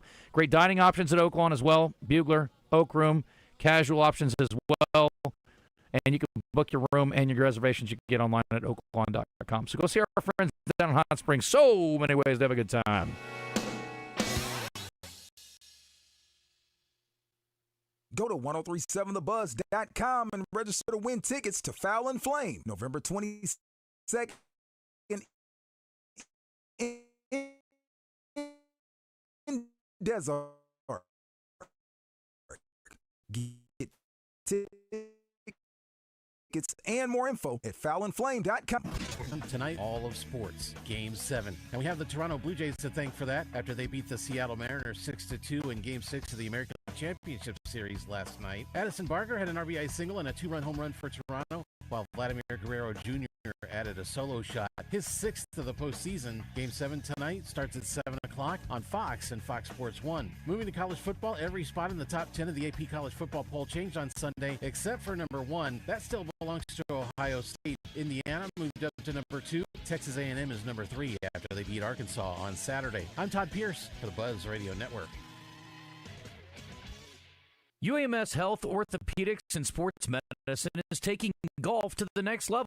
As the official orthopedics and sports medicine provider for Razorback Athletics, UAMS Health covers all 19 Razorback sports programs, including golf, and is the official medical partner of the Simmons Bank Championship presented by Stevens. They're also proud to sponsor professional golfers Ken Duke and Glenn Day. Have a golf injury? Call Ortho at 501-686-TOSH to schedule your appointment today. That's 501-686-8674. H2O Sports and Marine and Archer's Advantage invites you to their Bucks and Ducks Sales Tax Paid Weekend, October 24th and 25th. Sales tax paid on the entire store, including non-current year model boats. Factory reps from Hoyt, Bear, Raven, G&H Decoys, and Reapers boats are on site. New products from Dive Bomb Industries and Boss Shot Shell. Retriever training and obedience seminars happening in-store. Food trucks, games, and awesome door prizes from Turtlebox, Raven Crossbows, Tacticam, and more. Come stock up before the season and save money on your favorite brands at H2O Sports and Marine and Archer's Advantage.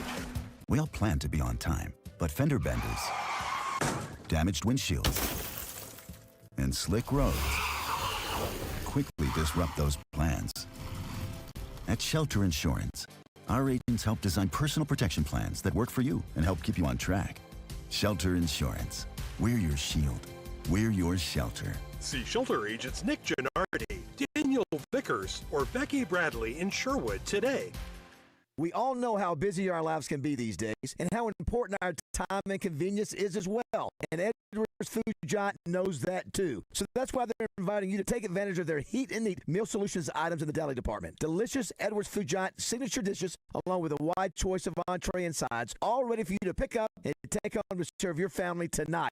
The Heat and Eat meal solution is now at your favorite Central Arkansas Edwards Food Giant deli. This week's special is chicken spaghetti for only $7.49 per pound with seasoned corn for $4.49 per pound.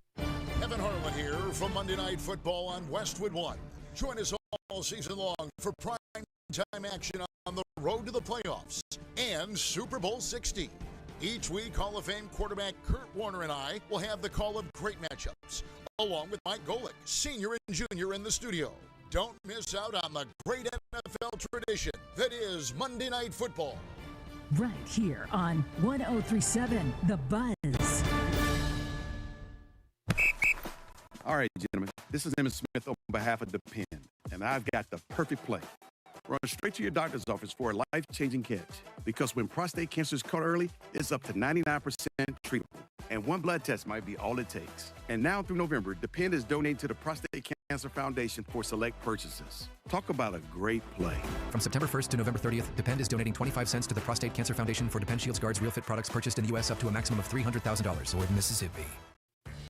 This is the story of the one. As a custodial supervisor at a high school, he knows that during cold and flu season, germs spread fast. It's why he partners with Grainger to stay fully stocked on the products and supplies he needs, from tissues to disinfectants to floor scrubbers. Also so that he can help student Grainger, click Grainger.com or just stop by. Grainger, for the ones who get it done. You're back in the zone. Sometimes it may feel like we don't care, but don't let that fool you. We can be pretty hard on ourselves. What the are we doing, man? Wake the up! Mental mistakes all day. Now, let's see if we can deliver a good show today.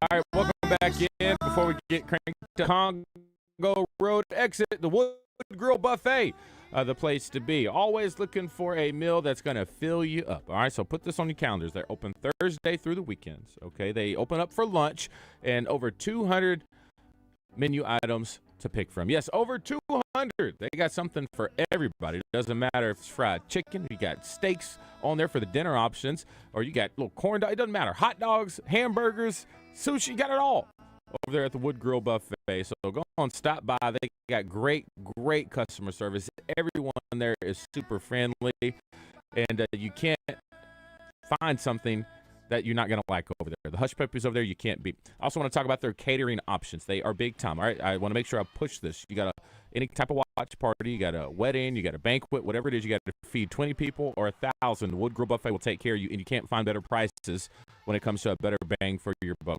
Once again, they're open Thursdays through the weekends. You can go online, check out their hours, and check out their menu items because we don't have enough time to talk about them. Options for everybody. The Wood Grill Buffet off the Congo Road exit.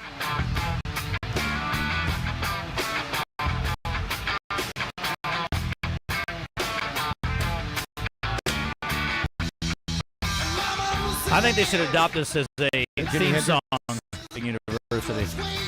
Why is that? Always on the run. Because they're always on the run. Running. Andrew Miller started running in the second half, and he just didn't stop until he had a GAC record and a Harding record. Let's go. 298 yards. DJ. I mean, a Shohei Ohtani-like third quarter. 233 yards. In the third quarter? 2 touchdowns. No. For reals. We are fortunate to have Andrew Miller on the Jim's Razorback Pizza Hotline with us. Andrew Miller, congratulations. Another win for the Bisons and a great day for you. How are you? I'm doing great. Thank you so much. Andrew, don't lie to me. You tired? Huh? Are you tired? It's a lot of running. Am I tired? No, I feel great, really. Okay. That's good. Well, listen, congrats. That's amazing. I mean, what a quarter. Coach was telling me you guys kind of had a little trouble getting things going in the first half offensively without giving away your whole game plan because you guys might have to do some things like this again. What'd you guys adjust? What'd you find in the halftime break that made the difference in the third quarter? It was kind of a different scheme. Our coach said that he hadn't seen it in all his years of coaching the flex zone, so it was something new that we didn't necessarily prepare for. But we had to figure out what tags worked, and so we figured out what worked, and we just kept running it. Yeah. Well, teams have got to get creative. I mean, Harding is almost impossible to stop in the run game. I don't know if you guys saw the game this weekend. Minnesota got creative against the Eagles. DJ. They finally started laying a guy down across the line of scrimmage. They're like, you got to do what you got to do. Yeah, just push this. Anyway, that's a little tougher deal, but yeah, it's not surprising. So, did you realize that you were over 200 yards in the third quarter? I figured it's probably over 200 yards, but I didn't know. I never knew it. I was getting close to 300 yards at any point in the game. Mm-hmm. Are you mad that you were two yards shy of 300? Yeah, I'm a little OCD, so being too away from that 300 number does bother me a little bit, but I like that. I lived. Is there a specific play that you can go back and be like, I had 2 more on that one? I think it was like a 46-yard run. I ended up getting caught. I was a little tired on that play, and man, if I just kicked into extra gear for that play, I think I got tackled at the 5. So probably could have gotten 2 more yards in that play. Well, on most of your runs, the end zone kept getting in your way. That was the problem. So, unfortunately, once you reach the goal line, that's as far as they go with the yardage. So, that is disappointing. Yeah. It's become, and again, not to blow smoke or to get you guys too puffed up, but I know coaches does a good job of keeping you guys humble, but it almost becomes like the old Alabama days where you're only competing against your former selves. How would you compete or compare, rather, this team to some of the others you've played on? And I guess growing up at Searcy, you probably were watching Harding football before you ever became a player there, yeah? Yeah, it's kind of each week it's just kind of us versus just trying to outperform, the previous week, and then every year trying to perform the previous year. And I think we're doing just that so far. Pretty sure statistically we're outperforming last year's offense, so I think we're on a good track right now. Now, I was told that you had a really good game last year against Grand Valley in a snowstorm, over 200 yards rushing, 3 touchdowns, and you guys had a couple of weather delays this week. So is there something you get excited about when the weather's not right? Yeah, apparently when the weather's off is when I have my best games, I guess. But I think just overall our team just handles adversity probably better than any other team. Just doesn't really get in the way of us. What'd you guys do in the weather delays? I mean, I know you had one that was really long, a couple hours. What'd you guys do in the breaks? We pretty much just hung around and fellowshiped in the locker room, just had a few snacks and talked, stayed off our feet. And we talked a little bit of game, of course, but just hung out, really. What'd you snack on? I think I had like a half peanut butter jelly sandwich. And they brought in some chicken express. Tried not to eat too much of that just because, that fried food kind of messed with my stomach. So I had one chicken strip, but I was still feeling it the second half. I will say this. You look like a guy who's a pretty selective eater, Andrew. Somebody sent me a picture of you with your shirt off. You're a pretty fit dude. Nice. Are you pretty serious about your you're pretty serious about your eating, or are you just able to get away with it because you work out so hard? Yeah, I'm pretty serious. I really try and, feed myself the best stuff I can get a hold of. The shirt off picture, DJ, was not significant because of how fit he was. All right. It was because he was holding 2 handfuls of snakes. Oh, what? Andrew. Oh, no. What is your fascination with snakes? Oh, no. I understand you also like to chase down snapping turtles. What's your deal? Yeah, since I was little, I've been obsessed with reptiles. And, I love like Steve Irwin, the crocodile hunter. Yeah. Catching all that stuff whenever I was younger, and I was like, that was really fun. And so I still like to go out and look for critters every now and then. You ever been noodling? I've not, but it's on the bucket list. I would love to. I mean, I think I speak for everybody when I say I hope it goes better for you than it did for Steve Irwin. Well, noodling, yeah, I think go good. Yeah, but stay away from stingrays. I think that's the key. They're the ones that What you are really... these snakes you're holding on? Are these like poisonous, or are you good to go? They're not venomous. Yeah, harmless snakes. We're good. But you're not a guy who's studying. You're not like wanting to be a herpetologist. You're a kinesiology major. Is that correct? Yes, sir. Okay. What's your? This could just be a hobby. He's got a minor in herpetology as a kinesiology major. What's your plan when you get done with football? So I'm going to try and play next level, do all the the camps and whatnot. But if that doesn't work out, I'm going to do firefighting, and then I'll figure out something as my secondary job with that. But that's the plan. I mean, if you want to link up and just be a content creator, I won't go out there and shoot it, but I could send someone your way. I would watch this stuff from afar. I guess that's a thing nowadays. I think I could beat you in a foot race if there were snakes around. Most people do not want to go grab them; they want to get away from them. So that's a little different deal. What's the plan C? That's plan C. I could see it. Okay. Hey, listen, I wouldn't rule anything out. That's cool. So you work out, Buff. Coach said pretty good in the weight room. I understand. Pretty good on the bench. I like to think so. Yeah. Said you're throwing up 400 these days. I don't know, for running backs, pretty good, isn't it? DJ, is that impressive? It's not too bad. That's not too shabby. Yeah. So how do you guys?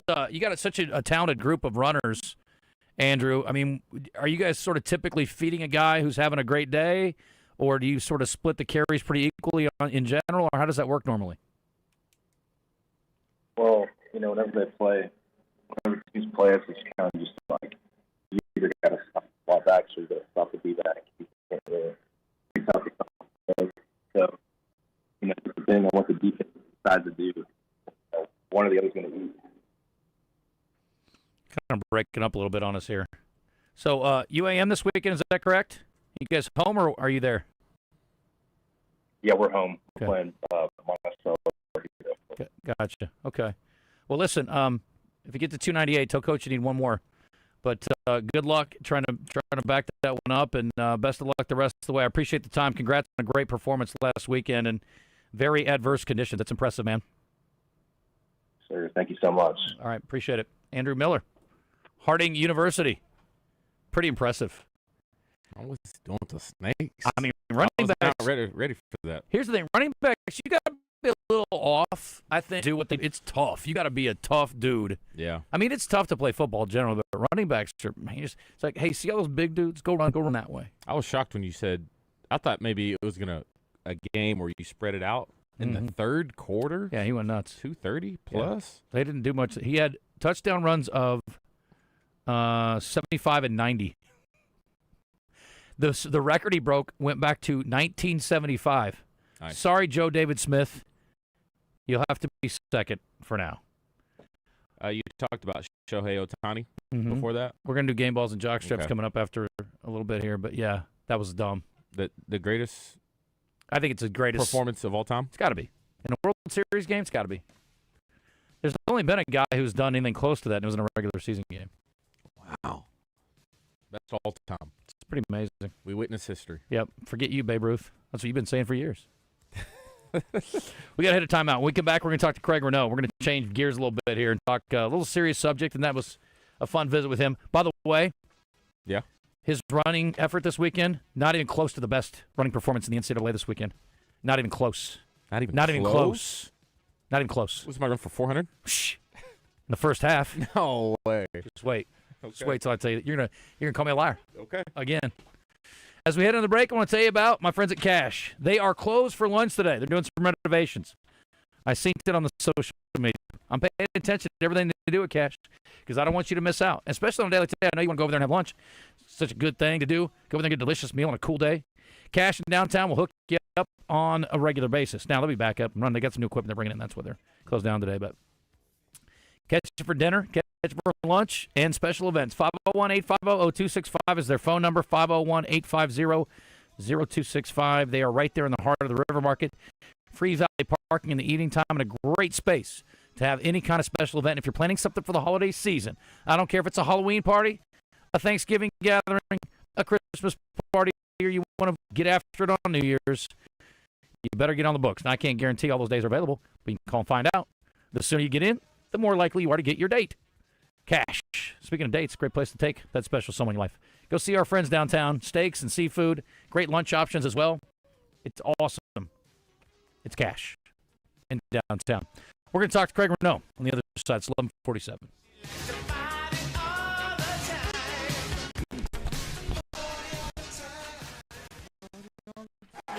Well, Bass, game's almost over. I hope you got those bets in on the Oaklawn Sports app. You know, Roger, this Oaklawn Sports betting app might actually make watching games with you bearable. That's big talk coming from a guy who's about to pick up the tab. But I hear you. With this app, we can bet on all the games this season with so many options. And after this, it's good! That's bad. Bet all season long with Oaklawn Sports, Arkansas's best sports betting app. Gambling problem? Call 1-800-GAMBLER. Bring your team. Now open at the Crystal Bridges Museum of American Art in Bentonville, Arkansas. Get in the game. Sports, art, culture. From iconic athletes to all too human stories. See how today's artists tap into the power of sports. Experience the drive, passion, and culture surrounding games through the eyes of superstar icons and everyday athletes. Get your tickets today at crystalbridges.org/getinthegame. Looking for your next ride? Come on down to Hubbard Power Sports and greatest Can-Am ATVs, side-by-sides, and spiders to power your weekend fun. And right now, get up to $3,500 off in rebates, plus in-store discounts, or financing as low as 0.99% on select models. Whether you're hitting the trails, working the land, or cruising in style, we've got what you never even knew you needed. On the road, on the water, or in the trails, we've got the ride for you. Arkansas Municipal Equipment in Poen, founded over a decade ago by Daniel and Vanessa Ellison. They lease and sell trucks, trash carts, roll-off dumpsters, and street sweepers. Proud to be Arkansas's only authorized dealer for New Way refuse trucks and Timco street sweepers. Your authorized dealer for Galfab roll-off and hook lift trucks. You can get parts and service for all makes and models with technicians traveling the state to take care of you. AME, it's the service after the sale.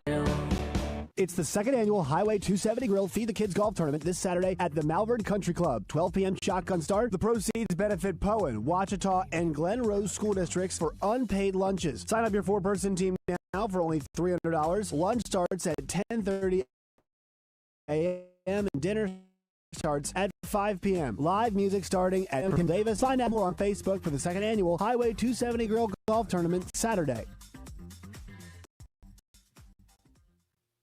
It's a great day for football. Two rivals battling it out for a record-breaking crowd. They're saying it's $1.5 billion. Huh? Wait, that's how much the Arkansas Scholarship Lottery has raised for students since 2009. Because every lottery ticket you buy in Arkansas helps students.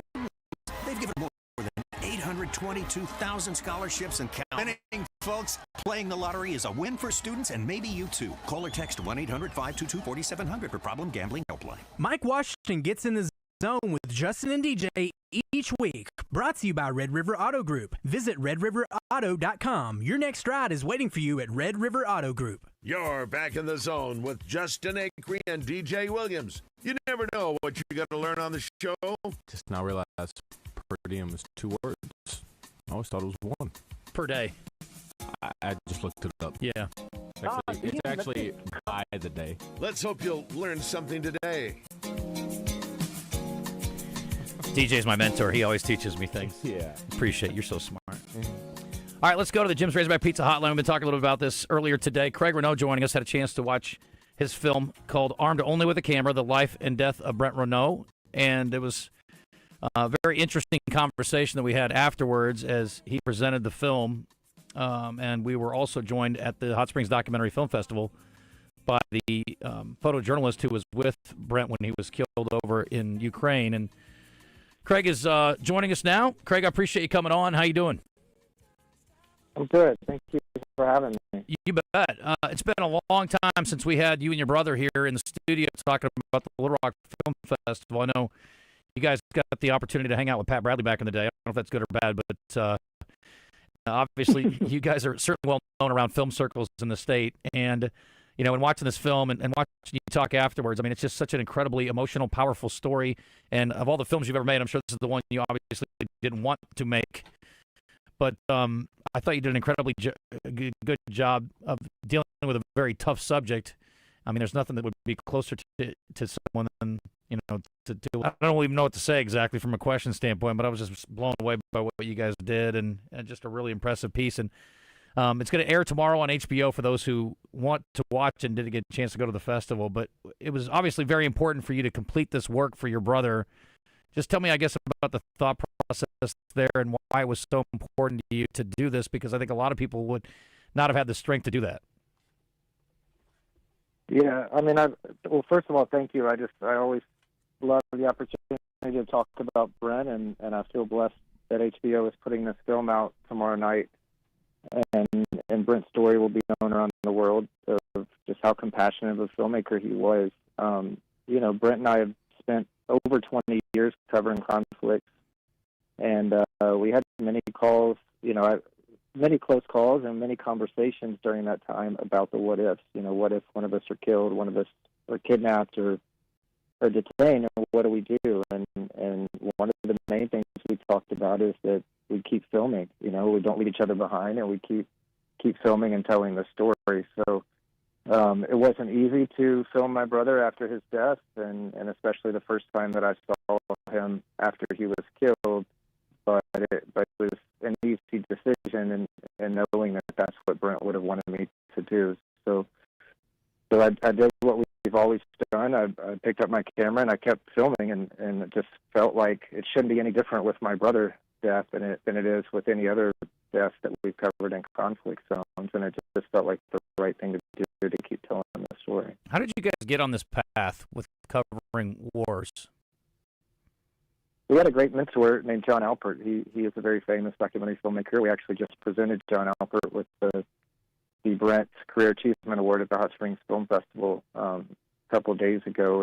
And Brent saw a film of John's when he was at grad school at Columbia in New York, was so inspired, he went down to John's DCTV Community Television Center in New York and begged for an internship the next day, and I followed not long after that. And, you know, we worked as John's editors for a long time and then started filming with them. And we did Dope Sick Love for HBO, was our first directorial debut under John's guidance.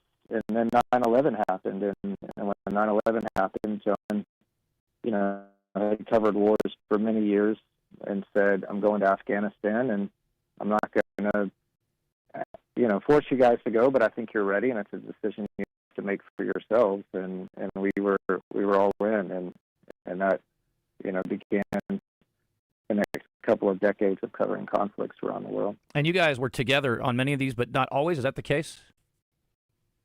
Yeah, very often, and when you see the film, most of what you see is us working together. But a lot of times we would tag team stories. When we embedded with the Arkansas National Guard in Iraq, sometimes we would be there together, and other times one of us would come back to Arkansas so we could film the National Guard's families, as their loved ones were overseas. And I also have a son. My son is 14 now, and so I was picking and choosing the front lines that I was on, and especially as my son was growing up, and Brent just pretty much since 9/11 has covered every conflict there has been. So most of the time we were together, but there were times, either for filming purposes or family obligations for me that I wasn't right there with him. Talking to Craig Renaud again, if you're just tuning in on the Jim's Razorback Pizza Hotline. Armed only with the camera, the life and death of Brent Renaud is a film. It's on, again, HBO tomorrow. So, again, for everybody here who didn't get a chance to see it in Hot Springs, you'll get a chance to see it there. And this is my naivete, Craig. It's not shocking, I guess, but it was very disappointing and disheartening to hear that journalists are not only occasionally caught in the crossfire, but targeted conflicts around the world. Well, I think we've reached a major turning point. I mean, I think, at least in terms of our career since 9/11, we always knew we were at risk. We always knew you could be detained or kidnapped, and that happened. I mean, Brent was 8 hours to get him out. We had to go all the way up to the Prime Minister to get him released, and that was a scary experience. But I did not feel like for most of our career that we had a target on our back. It was more calculated risk of putting yourself in danger. And I feel like in the last couple of years, especially, it has really shifted. The Committee to Protect Journalists just said that it's been the most dangerous time for journalists since they have been in existence for the last 3 decades. This is the most dangerous time for journalists. And since Brent was killed, there's been over 100 journalists killed every year since Brent died. And I do feel like journalists are being sought out and killed to try to silence the truth of a lot of these conflicts that are going on, and it's becoming more and more accepted. So it is a much more serious risk you are taking now as journalists to step into these conflict zones. Well, I don't want to ask too many more questions because I don't want to give too much away, but I want people to watch the film. It's incredibly powerful. The way you weaved in the footage of past conflicts that you guys covered with the sort of the current situation, or I guess the one that's sort of the focus of the story with going over to Ukraine to get his body and to keep the story alive, I guess, is really, really incredibly well done. And I really appreciate you sharing the story, and I'm looking forward to getting reaction from folks who get a chance to watch it tomorrow. Do you know what time it airs tomorrow? I should know that off the tip of my tongue. I believe it's right at 9 p.m. Eastern time. Okay. But it's in the evening tomorrow night. I'm sure it'll be on demand. And it'll be streaming. Yeah, it'll be streaming on HBO Max immediately as well. Are you getting some opportunities to go promote the film over the next few days? I am. I'm flying up to New York tonight, and we're scheduled to be on with Anderson Cooper tomorrow. We're promoting it quite a bit. Okay, good deal. Well, listen, I really appreciate you coming on, and love to get you in studio at some point down the road here. But thank you for telling the story, and thanks for all you've done, and safe travels. Thank you so much for talking to Brent today. You bet. Thanks, Craig. Okay, bye. Bye-bye. That's Craig Renaud. We're going to hit the top of the hour break here in just a sec. Off, man. Yeah, I can't even imagine. I mean, it's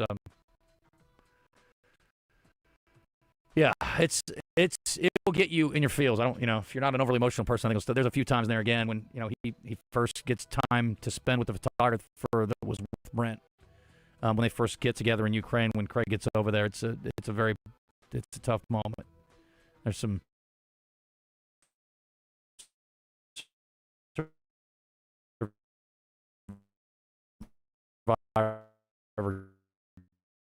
guilt there for sure because he was injured in the incident as well. And then sorry, tell the story, but it's one thing when you're doing it. It's another thing when it's somebody who's not only close to you, but a blood relative. That's a tough deal, man. Anyway, top of the hour coming up. We're going to do some entertainment and birthdays. Stick around. Ray Tucker with good news for enthusiasts of Triumph motorcycles. Honda of North Little Rock now carries the legendary classics and cutting-edge rides. We have the Bonneville Bobber, Daytona 600, the TF450X, the Sunny Ever Special Edition, and the Rocket 3 Evel Knievel. You get the idea. Come see us at Honda of North Little Rock, your family fun headquarters. Arkansas Round Ballers Big Joe Klein and Pat Bradley pontificate on Bet Saracen. People ask me, what do basketball players know about football? What say you, Joe? I explained that anyone can run up and down a grass field with a screwy-shaped ball, but it takes finesse to strategically launch a basketball from long distances at an 18-inch diameter steel hoop. Dang, Joe, you sure are smart. Piano Bar open every Tuesday, Thursday, Friday, and Saturday. Cold drinks and dueling pianos. Deep Nightclub downstairs hosts karaoke on Tuesdays and DJ spin on Friday and Saturday nights. Visit WillieD'sPianoBar.com.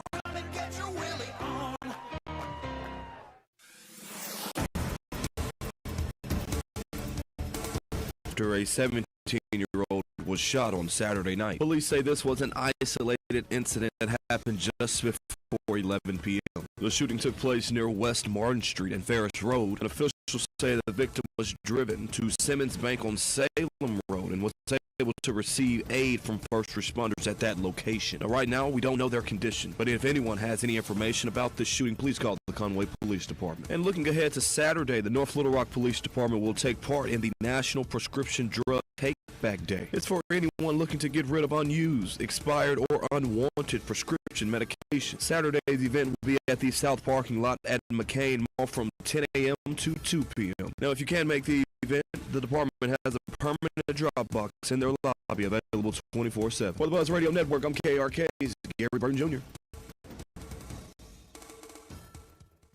Weather from the Fletcher Weather Center with KARK's Juliana Cullen. Sunny and dry weather on the way for your Monday. Temperatures today will be back up in the mid to upper 70s, so a little on the warmer side, but we have an additional cold front that moves through overnight tonight that'll actually cool us down a bit more for the rest of this upcoming week, so it will be feeling like fall. This is meteorologist Julie. Our specials, $3, $6, $9. Sushi, food, and cocktails. Available 5 to 6 p.m. Monday through Friday at Benihana Bar. Make Jim's Razorback Pizza your game day headquarters.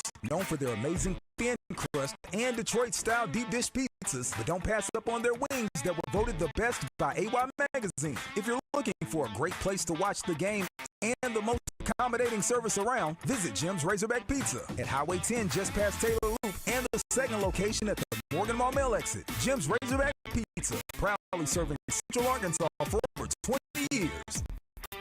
To a school year of reading stories to kids and getting me all over the state of Arkansas to schools everywhere, my GV80, Jenny from Genesis of Conway.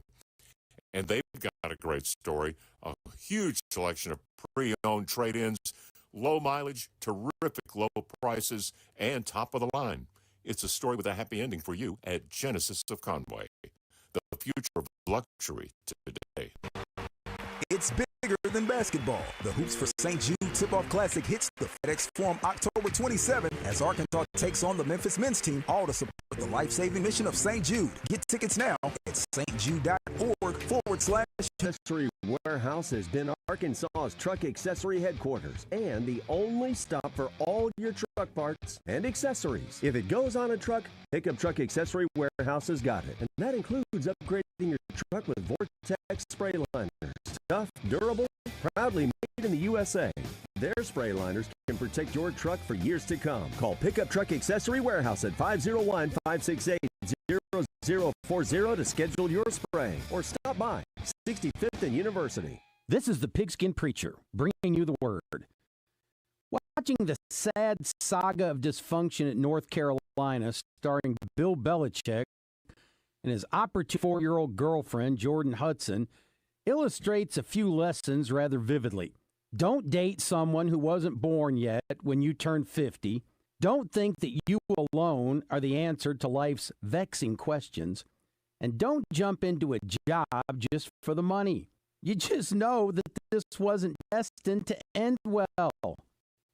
Bless their hearts. Here's something that will end well. Food. Wonderful drinks like a Coke Zero with a splash of cherry or vanilla, my two favorites. Or hundreds of other things you need, even if you aren't currently aware of it.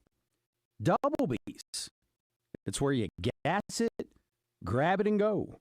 That's Doublebees. Make your yard the envy of the neighborhood with top quality equipment from Cabot Outdoors. Right now, purchase a Hustler Fast Track Series mower and receive a free pressure washer. An unbeatable bonus of up to $799. But hurry to get an extra $500 off. Supplies are limited. The Hustler Fast Track delivers precision, comfort, and durability for homeowners who demand more. Stop by Cabot Outdoors, 901 South Pine Street in Cabot, or take a look on Facebook. Oh, my business needs an attorney. Don't delay. Call Jay. If you have any legal questions, call Jay for free 24/7, 501-951-1333. Jay Martin for all your legal needs. Don't delay. Call Jay. Leaves are falling, and so are prices at Gwatney Chevrolet in Jacksonville. It's a fall festival of savings on select 2025 and 2026 for under $28,000, or lease a track starting at $249 a month with $3,700 due at signing. Plus, pre-owned deals with available sales tax paid on select inventory. Visit GwatneyChevrolet.com or stop by 1301 TP White Drive in Jacksonville. Chevrolet. Together, let's drive. With approved credit. Restrictions apply. See dealer for details. You know their stories. You know their swings. For these icons, there's no slowing down in sight. Legendary Action returns to Pleasant Championship, presented by Stevens, on October 24th through the 26th. Tickets on sale now at SimmonsBankChampionship.com.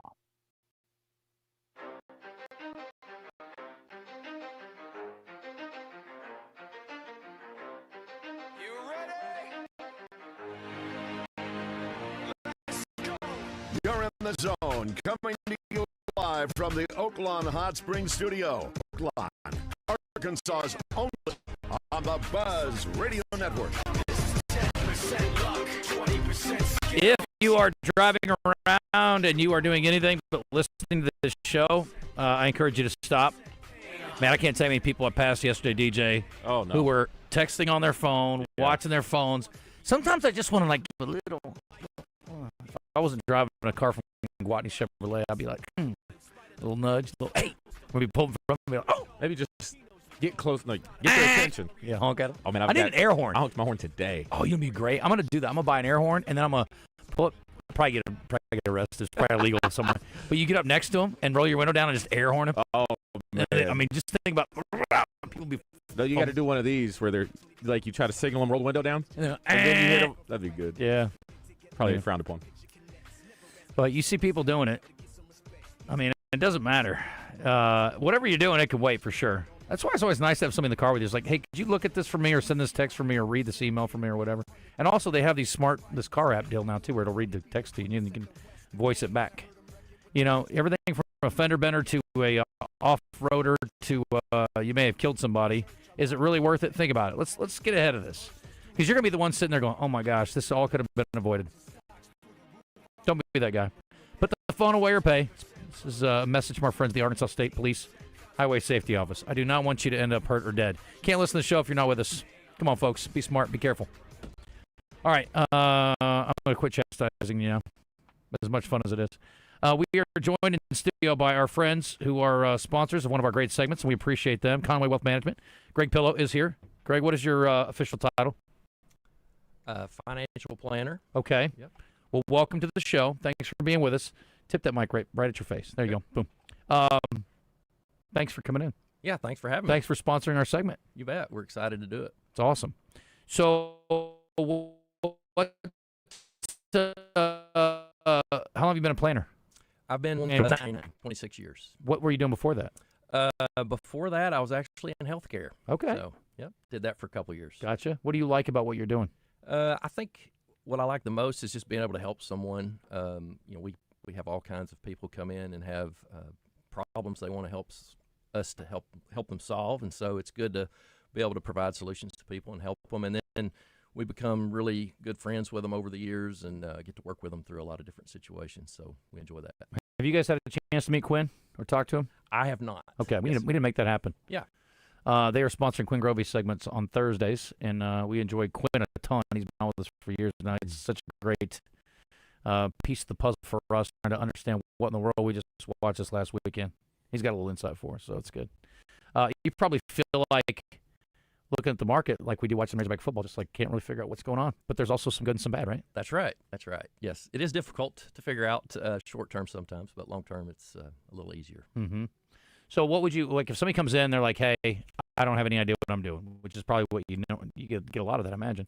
What's the first steps for people? Well, what we usually do with new people is we sit down with them, try to learn as much as possible as we can about what they're trying to accomplish.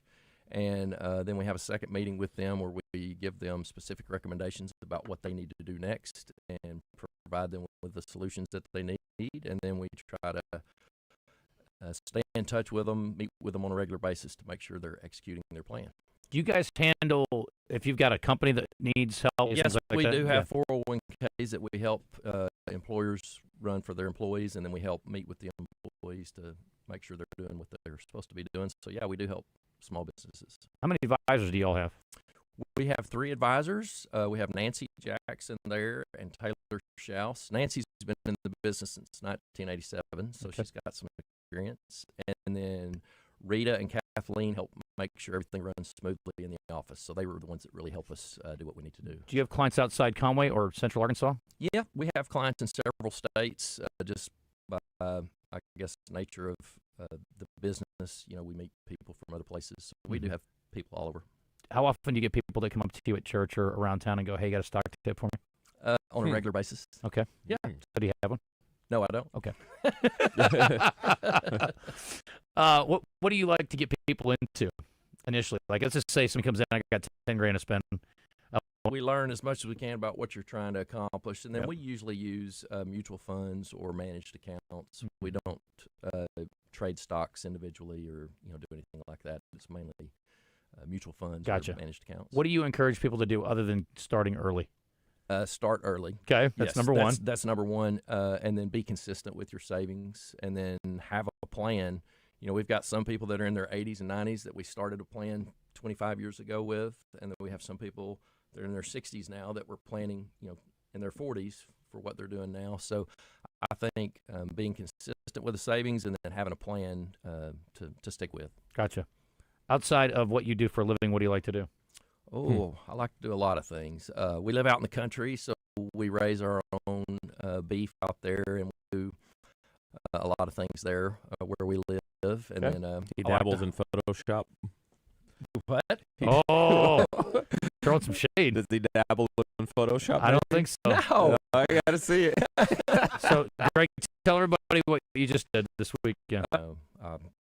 Harvested a bull elk. It is a monstrosity. Elk. It does not look like a real thing. It's wild. It looks like a pretend thing. It's like AI, make a picture of me with a dead elk. That's massive. I do think the photo angle probably made it look a little bigger than it was. It looked great. They're bigger than what we're used to seeing with the deer. Okay, well, for those who've never seen a bull elk that weighs 700 pounds, it's unbelievable. And then the other part of it is the rack is so insanely gigantic, and apparently they're going to ship it to Greg. I need you to take a photo of how they deliver this to you. Are they going to send it in one piece? They are. And what are you going to do with it? It's going to be on one of those semis. People travel on the back of one of those semi trucks. That might be. Yeah. On a bed. Yeah. Yeah. I honestly don't know how they're going to do it, but it'll show up at my office, and we're going to put it upstairs in the office. So okay. You can come see it there. I would love to see it. Yeah. That's amazing. So are you going to do that again, you think? I may do it again with a bow. I killed that one with a rifle, so I'd like to kill one with a bow. Okay. I'm looking at photos of other people. It's pretty good size. Pretty good size. Yeah. Not accurate. That's wild. So you said you got about 250 pounds of meat out of this thing? I believe that's about what I got. Yeah. Yep. Yeah, it filled half the freezer up. Have you eaten elk before? What's like a normal deer? How much meat will that get you? How many pounds? 150-pound deer is probably 60, 70 pounds, maybe. Oh, wow. Okay. So, of meat? You can get off of that? Okay. Yep. Elk meat's so good, though. That'll be so nice. Yeah, it's good. Jealous. That's fun. How big was your group? We just had 2 of us left from Conway, Okay. but there was like 22 people in camp. Gotcha. What was the nearest big town or nearest town you went to? Tiretown.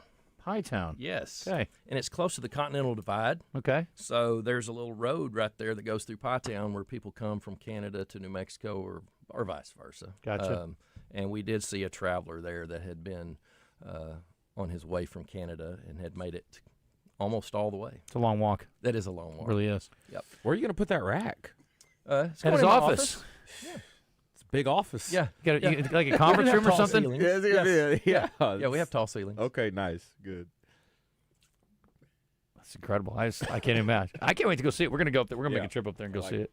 That's cool. How do people get a hold of you if they want to work with you guys?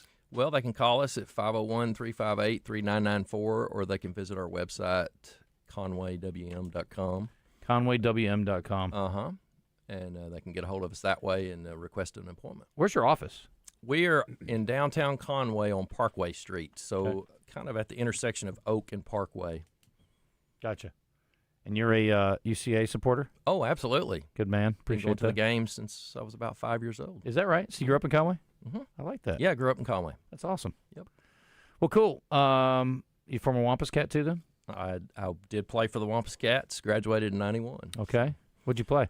I played wide receiver and cornerback, but we were pretty simple back then. We ran the I formation, and then we ran the power I when we were inside the 10. Okay. So, pretty simple. I does not seem archaic to me, but for some people maybe it does, considering those who came up through the spread offenses and things. But yeah, we had about 3 plays. Okay. So, well, listen, you know what? If you run them right, that's all you need. I guess so. You know what I mean? Just like Harding. That's exactly right. There's no doubt. Sometimes that's all it takes. Todd, we got some news on the Arkansas game. Yes, sir. The game against Mississippi State has been announced as a 3 o'clock kick on SEC Network. I guess we should always say weather permitting, right? Something like that. Yeah. There's another chance of rain this weekend, so let's hope it doesn't come out that way. But 11:45 is the plan for the Auburn game. Didn't see anything severe, but it looks like we might get some rain this weekend. So bust your ponchos back out, folks, and get out and support the team. But, yeah, looking forward to that. Well, listen, man, I appreciate you coming up, and thanks for sponsoring Quinn's segment. We'll have to get you guys together. Maybe when you get the rack up, we'll bring Quinn in. Okay. And we'll come up there, maybe do a show or something. Sounds good. Thanks for having me. You bet. Anytime. Okay. All right, let's get some entertainment knocked out here, and a couple birthdays, and then we are going to do game balls and jockstraps bottom of the hour. How about that? Today's entertainment report is brought to you by Bell & Sword Gentlemen's Clothing in Conway. Check them out on Facebook and Instagram, or stop by Bell & Sword's new and larger location at 1011 Oak Street. Got some news from our friends over at Simmons Bank Arena. Is it okay for me to say this? Doesn't say hold. Chicago's coming to town. Yeah, live in concert March 14th in the theater setup at Simmons Bank Arena. 7:30 p.m. Tickets on sale this Friday at 10 a.m. Chicago. My kind of town. My kind of band. DJ, what's your favorite Chicago song? Can you name me one? Yeah. Give me anything. It's like a flat red light. You heard that one? Don't know that one. Okay. 25 or 6-4. That's a good one, Todd. Yeah. It's a good one. Red light.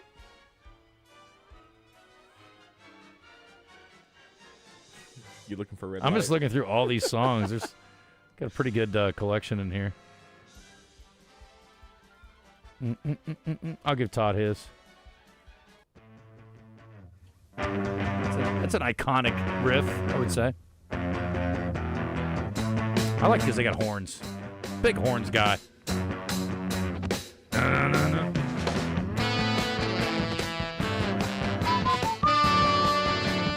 Did you see what happened this weekend in France? They robbed the Louvre, or they burgled it, I guess. Thieves carried out a bold daytime robbery at the Louvre. Officials said the group used a basket lift to reach a window, forced entry, smashed 2 display cases, and called a 4-minute operation. The theft took place 250 meters from the Mona Lisa. Good thing they didn't grab her. They fled on scooters. It's the perfect crime. Among the stolen items were 2 imperial crowns, including one belonging to Empress Eugenie. The one crown with a set of emeralds was later found broken outside. Here's my thing. If you go steal jewelry from the Louvre, where do you sell it? Yeah, where black market. I guess. I don't really know what that is, but they say it in movies. But they do, and they're the ones selling it. Speaking of black market, how about Black Phone? Black Phone 2 dominated the weekend box office, $26.5 million in North America. Tron Ares secured second place with $11.1 million. They're going to end up losing a lot of money, aren't they? I think so. Black Phone is a horror movie, I guess? Yeah. I don't know what it's about. Did you see the first one? No. Didn't know there was. I'm going to save that one. Smuckers and Trader Joe's are in a fight, DJ. Okay. The James Smucker Company filed a trademark infringement in Ohio against Trader Joe's, claiming the grocery store's crustless peanut butter and jelly sandwiches copied their popular Uncrustables brand. Smuckers alleges Trader Joe's product is an obvious copycat, featuring identical round shapes and similar blue packaging, with a sandwich missing a bite. The company says some customers believe the products are connected, allowing Trader Joe's to exploit Uncrustables' fame and recognition. Smuckers has used the signature round shape since 1996 and the bitten sandwich image since 2000. They approach $1 billion in annual sales, Uncrustables. God, I mean, you guys must be rich. My mom would never have bought a pre-made peanut butter and jelly sandwich. Never. And she'd been like, you're eating the crust. I think Travis Kelce may be keeping them in business single-handedly. He apparently loves Uncrustables. I love peanut butter and jelly sandwiches because when our guest, Andrew Miller, a little bit ago said they were eating peanut butter and jelly sandwiches while they were I waiting. started craving one. I was like, dude, this sounds amazing. I'm a crunchy peanut butter guy, though. Ooh. I'm with you there, DJ. I am with you. In a peanut butter and jelly sandwich, I don't mind. Okay. But in general, I just like the versatility of the creamy. But I like a crunch in my peanut butter and jelly sandwich for sure. Last thing here, Black Crows in the news. For those who like them, I do. They are commemorating the 30th anniversary of their 1994 album, Amorica, with a new concert recorded live at new concert specially recorded live at Analog, a music venue in Nashville's Hutton Hotel, which I've been to the Hutton Hotel, but I didn't know they had a music venue in there. Chris and Rich Robinson lead the band through spirited performances of tracks like Wiser Time and A Conspiracy, with the show including an interview with the brothers where they reflect on the album's melancholic times, this says. So for those of you who like the Crows, there you go. All right, let me take a call from Rick, who's in East Arkansas. Then we'll do birthdays. See what we got to give away here today. What's up, Rick? All right, guys. I hardly ever call in, but I listen. Thank you. I listen because, I'm always on out of bounds. Yeah. But y'all really are intriguing me. Well, should listen more often. Yeah, well, I do. I just don't call in. Okay. Hey, my question is, okay, let's say we beat Auburn, Mississippi State. Let's say it. So we got a good chance of beating them. And we've had a good chance of beating a few other teams. Okay. Let's say we do that and we split either LSU or Missouri. Where does Bobby Petrino stack then? If he can win them two and split with either Missouri or LSU, does he get the job? What about Texas? You didn't even mention Texas. Oh, well, I forgot about Texas. Yeah, I think we can hang in there with them. Yeah, okay. I forgot about Texas. I'm so sorry. So you're saying if he wins 3 out of 5, what happens? I think they build him a statue. Just kidding. I think he's got a chance. Maybe, I think we can get him at a low ball price with a lot of incentives. Mm-hmm.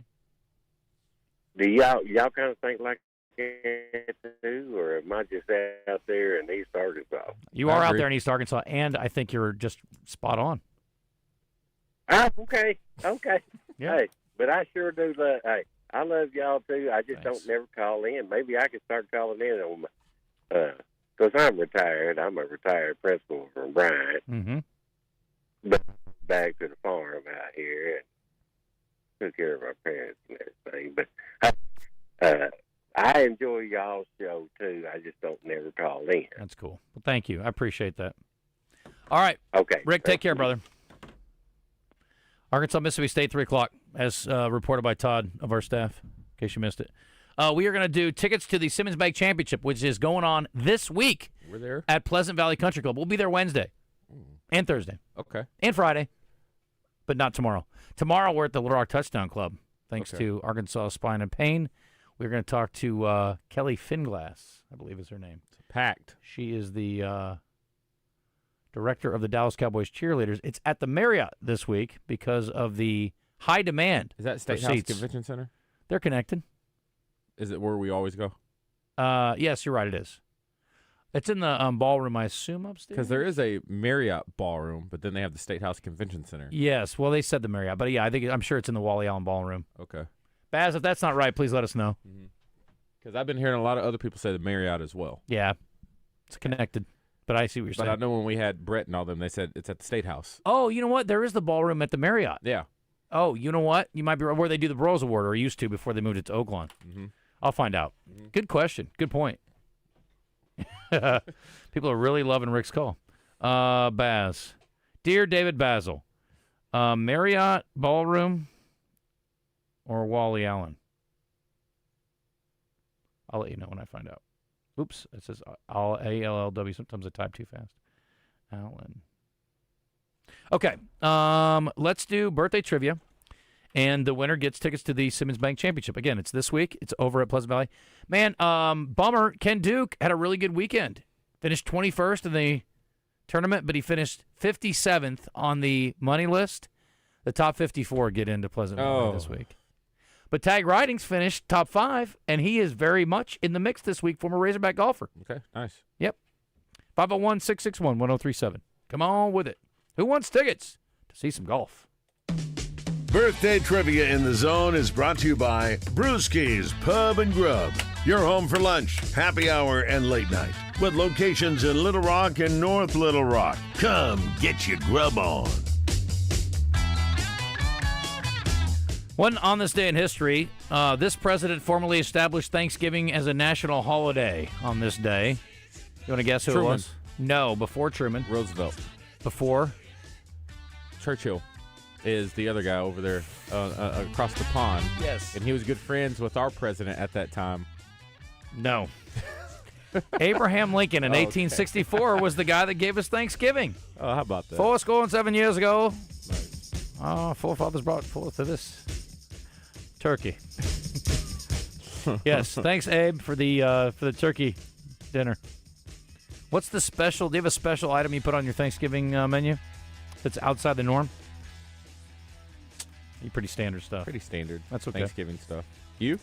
Yeah, well, I make an Italian dish. Like I usually make manicotti or pastaccino or something. Okay. But we do turkey and dressing and green beans and sweet potatoes and all that too. I want all the food. You know, I really love scalloped corn. Yeah. I thought about one year just doing like pizza for Thanksgiving. That's dumb. Don't ever do that. You're way too good a cook for that anyway. All right, Chico, you're with DJ. Brantley, you're with Todd. For tickets to go see the golf. Here we go. This is an audio clue, boys. This is our only audio clue of the day.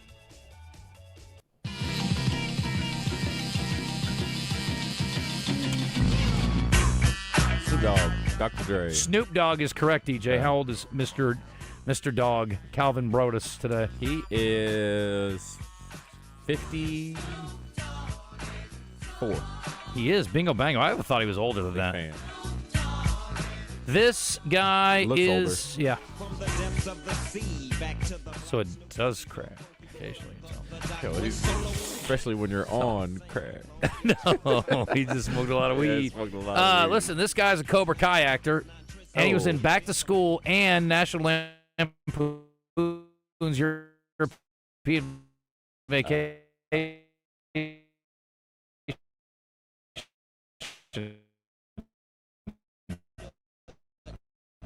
I don't know his name. Yes, you do. Come on, Daniel. Tom. Put that. Yeah. I bet Christian would have known it. Yeah.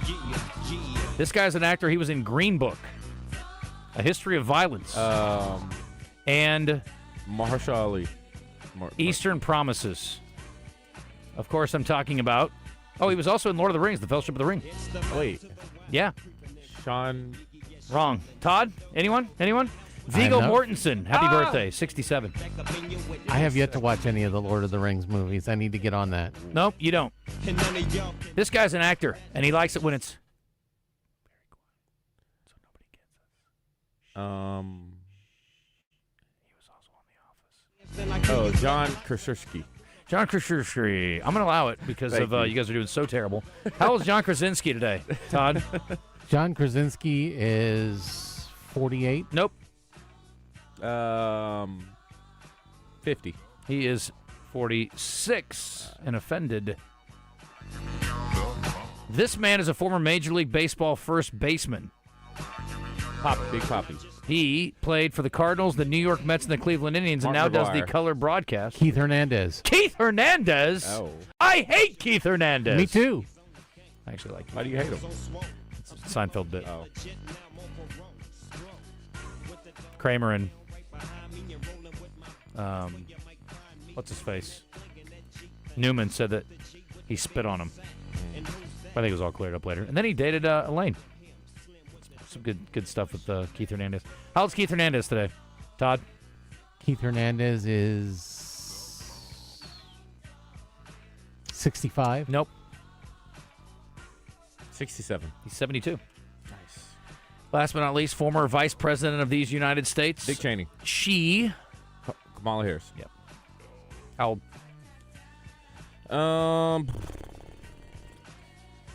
56. She wishes. Okay, I'll just try to be respectful. 50. She's 61. Anyway, nice job. You guys are overly respectful. Yeah. Anyway, going away. Chico, congratulations. Enjoy your tickets to go see the Simmons Bank Championship. When we come back, we're going to give you Champs und Chumps. It's going to be a great time. Did I say Champs and Chumps? Yep. Game balls and jock straps. Mm-hmm. It's brought to you by Caddy's Touch Landscape. Our good buddy Josh does a phenomenal job. If you want your yard to look right, get him on the case ASAP. Before we go to break, yes. Tell you about my friends over there trying to give people, free education. Can't make this up. All right, so please visit your local Arkansas Adult Education Center. Looking to maybe get that GED. Maybe you need some job training for a new position, or even in your current job, we got you covered. Adult Ed can do it for free. Certified nursing assistant, commercial driver's license, certificate in welding. You have medical assisting, OSHA 10 and 30, and much, much, much, much more. Please head to their website to figure out more. Before I tell you where that website is, I want you to, once again, hear the free part. Classes and training that can increase your money-making potential, get you certified in great-paying job, even help you improve English language skills. And so, once again, if you feel like you're stuck and you just need something to take you to the next level, then this is for you. And they accommodate with your schedule with offering training at night as well. The number, 877-963-4433. That's for GED. So 877-963-4GED, or visit them at dws.arkansas.gov/adult education.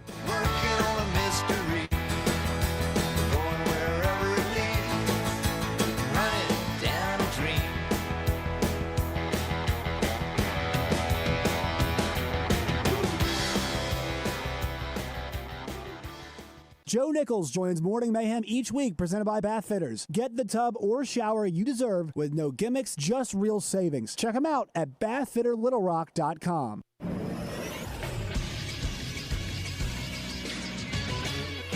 This is SportsCenter. The Kansas City Chiefs did something Sunday that they haven't done in nearly 14 years, shutting out the Las Vegas Raiders 31-0. Rashee Rice came back to the Chiefs lineup in a big way. He had a game-high 7 catches for 42 yards and 2 touchdowns. Patrick Mahomes went 26 of 35 passing for 286 yards and 3 touchdowns. Kansas City had 30 first downs Sunday, which equaled the number of offensive plays Las Vegas had for the entirety of the game. Up next for the Chiefs is a date next Monday night with the Washington Commanders, who got smacked by Dallas yesterday 44-22. 2 games on the Monday night docket tonight: Tampa at Detroit, Houston at Seattle. I'm Todd Pierce for the Buzz Radio Network.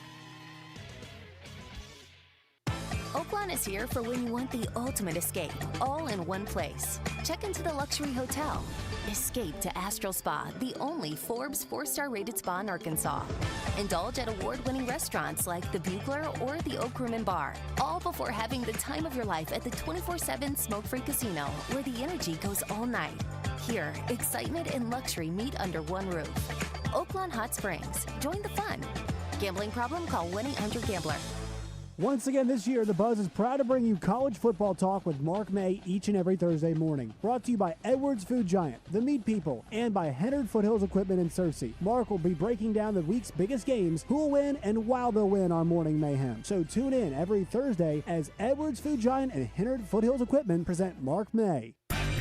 Check out the new clothing at Bell & Swart in Conway. A new cricket polo with Razorback logo, button-downs, vests, sweaters, slacks with UCA or Arkansas gear from Johnny O and Peter Millar. Great staff, fantastic service. Bell & Swart, the only Central Arkansas men's store with a tailor on staff to fit you. So go now to Bell & Swart, 1011 Oak Street in Conway on Facebook and Instagram.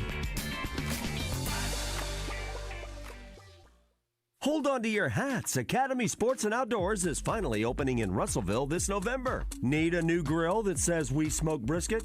And our football rivals? They got them. A fishing rod that screams, I reel in hogs and pack a mean cooler. They got that too. How about a new pair of shoes that say I run trails and look fly doing it? You got it. At your new Academy in Russellville, they'll have all the sports and outdoor gear you need at undefeatable prices every day. Because here, fun can't lose. Looking for your next ride? Come on down to Hubbard Power Sports, your local, family-owned Can-Am and Sea-Doo dealer. We've got the latest and greatest Can-Am ATVs, side-by-sides, and spiders to power your weekend fun. And right now, get up to $3,500 off in rebates, plus in-store discounts, or financing as low as 0.99% on select models. Whether you're hitting the trails, working the land, or cruising in style, we've got what you never even knew you needed. On the road, on the water, or in the trails, we've got the ride for you. Peanut butter and jelly, peanut butter and chocolate, peanut butter and point. Peanut butter goes good with everything. But you know what else goes good together as well? Justin Acri and DJ Williams in the Oaklawn Hot Springs studio. Now, let's get back into the show. All right, once again, I'm going to give you another reminder like Justin did earlier, and if you were distracted when he was telling you about it, well, shame on you. That's what this is all about, distracted driving out there. So please, if you're somebody who likes to get in the car, this isn't just phones that this applies to. I know some people like to, finish their makeup on the way into work. I don't know, maybe hop on their computer, do stuff with it in the passenger seat. There's so many things when it comes to being distracted driving. Yes, even those bad kids in the back seat, sometimes you want to turn around and handle it right then and there. If it is that bad, then go and pull over, all right? So once again, it's all about keeping you safe. My friends at the Arkansas State Police, they don't want to have to pull you over if they see you driving distracted, especially with that cell phone, typing out a whole email, trying to send it off. What are we doing? Come on, let's tighten up. They'll pull you over. They'll happily oblige giving you a ticket, not to ruin your day, but just to give you a reminder to be safe out on the roadways, because not only could it impact your life, but other people on the roads as well. A message from our friends at the Arkansas State Police. Game balls and jock straps are brought to you by A Caddy's Touch Landscape. Josh Dickinson is a former PGA caddy, so he knows what good grass looks like. If you'd like to take your yard to the next level, then hit up Josh and his crew at A Caddy's Touch Landscape. 501-794-2770. Call today. I don't know if this is a game ball to Denver or a jock strap to the Giants. But yesterday, the Denver Broncos, DJ. How about both? Okay. scored 33 points in the fourth quarter. 33 points in the fourth quarter. Shocking. And they won the game. They were helped out by a missed extra point in the fourth quarter by the Giants. Will Lutz, 39-yard field goal for the win. He got it! Denver's won!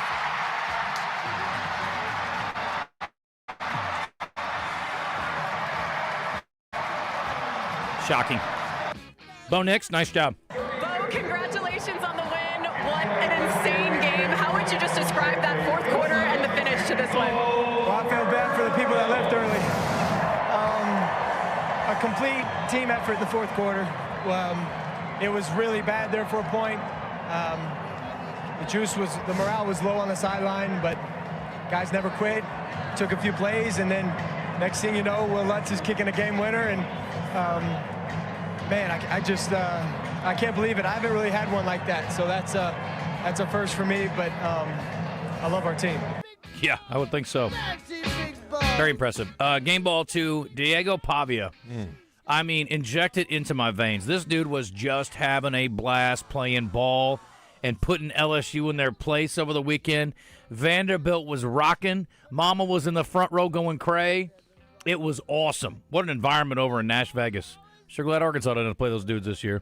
Congrats, Diego. Congratulations. What said was that. this performance like for you and this team?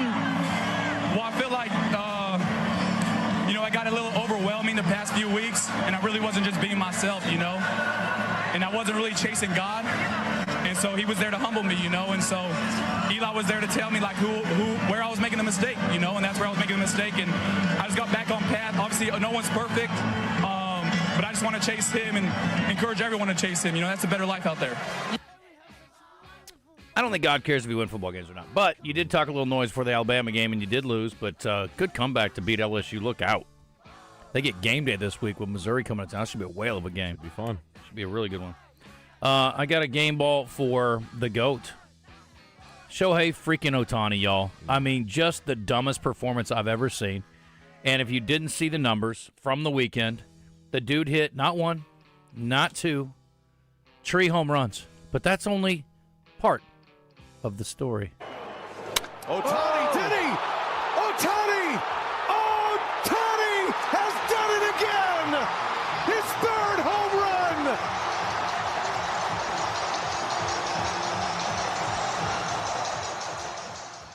Here's Dave Roberts. Yeah, that was, the greatest, probably the greatest postseason performance of all time. And there's been a lot of postseason games, and there's a reason why he's the greatest player on the planet.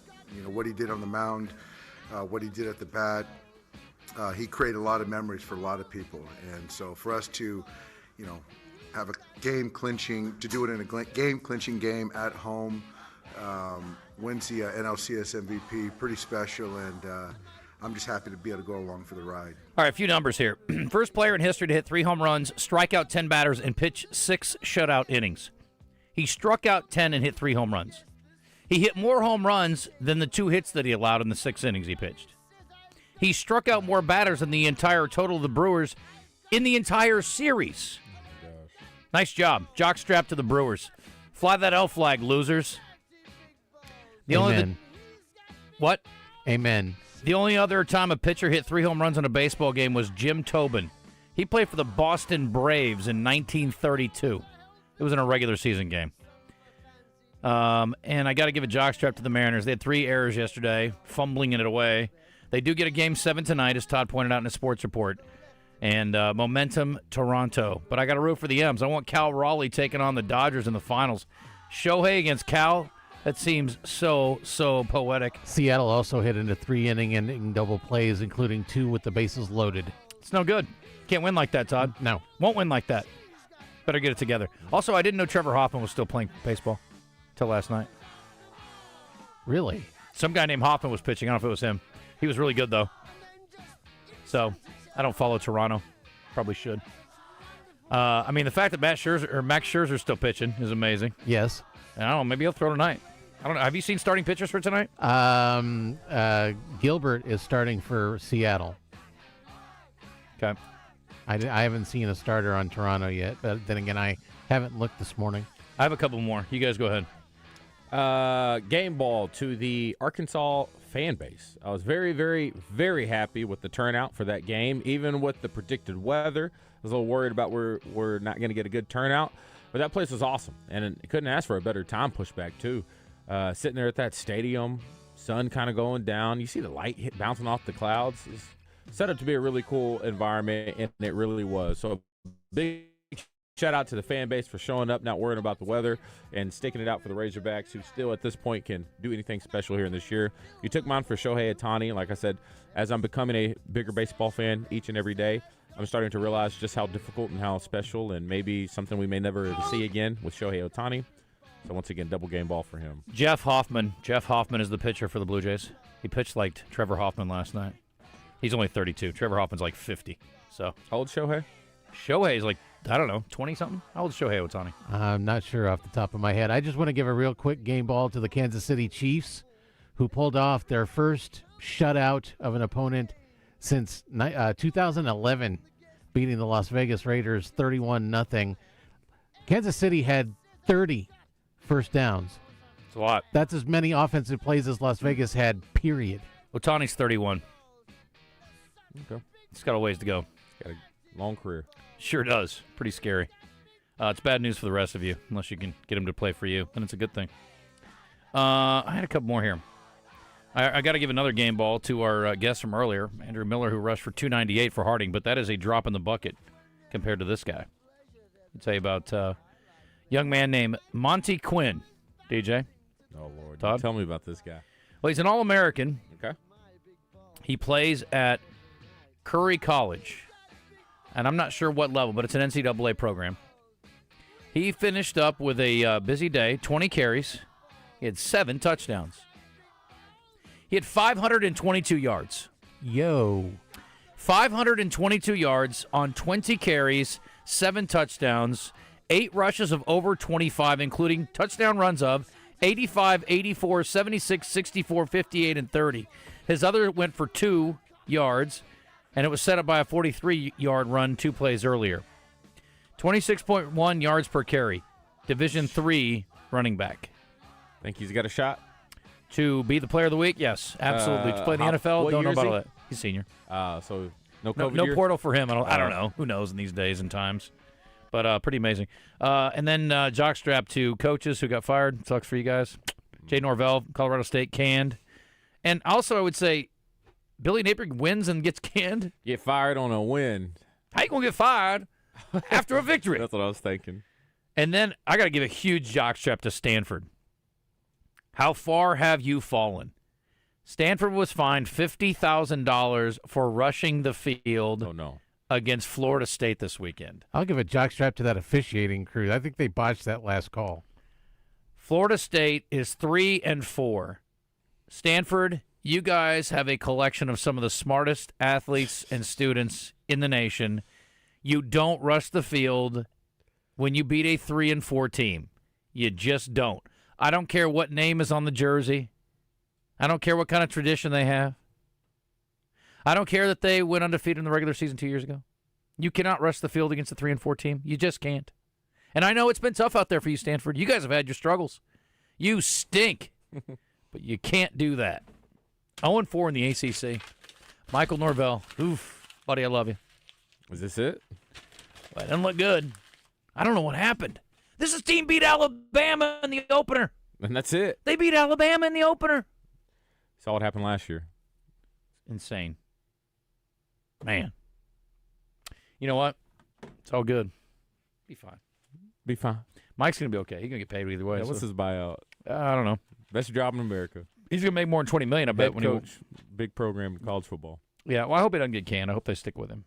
Did you see Saban up there beating the drum for James Franklin? What did he say? He's like, should have been fired. I mean, I agree. What do you think about this comment? Did you see this? Yeah, I can't answer that. To be honest with you, I'm still working through it myself. It feels surreal. I just got a message, from Drew Aller's dad that he's sitting home as well. We both should be in Iowa. It's what we're used to doing and how we operate. And I've been doing this for 30 years and 15 years as a head coach.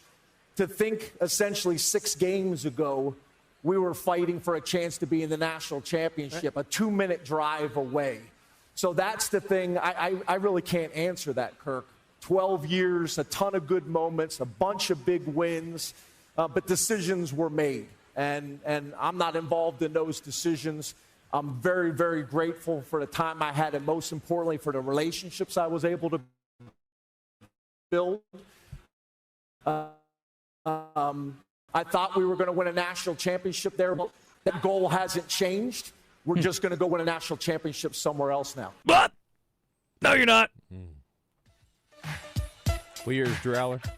What year is that quarterback? I don't know. I'm assuming that was James Franklin. I don't know. I believe he's a senior, if I remember correctly. Okay. He's not winning a title somewhere, is he? Depends on where he goes. Yeah, because there's so many places he could go that will hire him today that have more resources and a better position to win than Penn State. Florida, maybe? 49. I just don't get why they fired. What's their expectation? We talked about this. You got to look at what was been on the table. You know what Penn State did this weekend? What'd they do? They lost at Iowa, 25-24. Wheels are going to fall off. It's not too bad, I guess. Scoring 24 on Iowa is pretty impressive, actually. Ohio State has been, they get a game ball. They have been absolutely pristine this year. They dominated. Now, Wisconsin sucks, but still, when you got a defense like that. How did Wisconsin get so bad so fast? They're terrible. I mean, I think they've been outscored like 70-0 the last 2 weeks between Iowa and Ohio State. It's awful. It's terrible. Anyway. Notre Dame, did you see the Notre Dame USC game? No, how'd that go? Wild. So fun to watch. Who won? Notre Dame. 1-10. They still 2-loss team? Yep. But if they don't lose again, they're going to be in the conversation. Yeah. All right, got to hit a break. As we do, I want to tell you about my friends at Gwatney Chevrolet. Drove up to Fayetteville this weekend in a Traverse. I traversed the roads of Arkansas. By the way, when y'all are getting out of Fayetteville, y'all got to get your head right. I mean, I don't know what is wrong with you people. You still drunk from the night before or what? But, like, people are driving like complete morons. Wow. I'm like, do not go 57 in the left lane in a 75 zone. What are they doing out 49 South's a damn adventure, bro. I'm telling you. Yeah. Once you hit 40, it's fine. People know what they're doing. But it's like, I still awake from not today. They're looking at the drive. It was a beautiful day. I don't. You know what's not beautiful? Going 52. Anyway. The leaves are falling. Maybe they were looking at those. I don't know. Anyway, it's a fall festival savings on 2025 and 2026 models at Gwatney Chevrolet. And whether you're driving a Traverse or an Equinox or a Silverado truck, doesn't matter to them. You're going to be happy you went over there and bought it at Gwatney. They've got Silverados from $36,500. Yes, a brand new truck for $36,500. Drive the all-new Equinox for under $28,000 or lease a track starting at $249 a month with $3,700 due at signing and pre-owned deals with available sales tax paid on select inventory. You heard it right. It's all at one place. It's at Gwatney Chevrolet in Jacksonville. TP White Drive. Go see them. Get off that James Street exit if you're heading north from the capital city.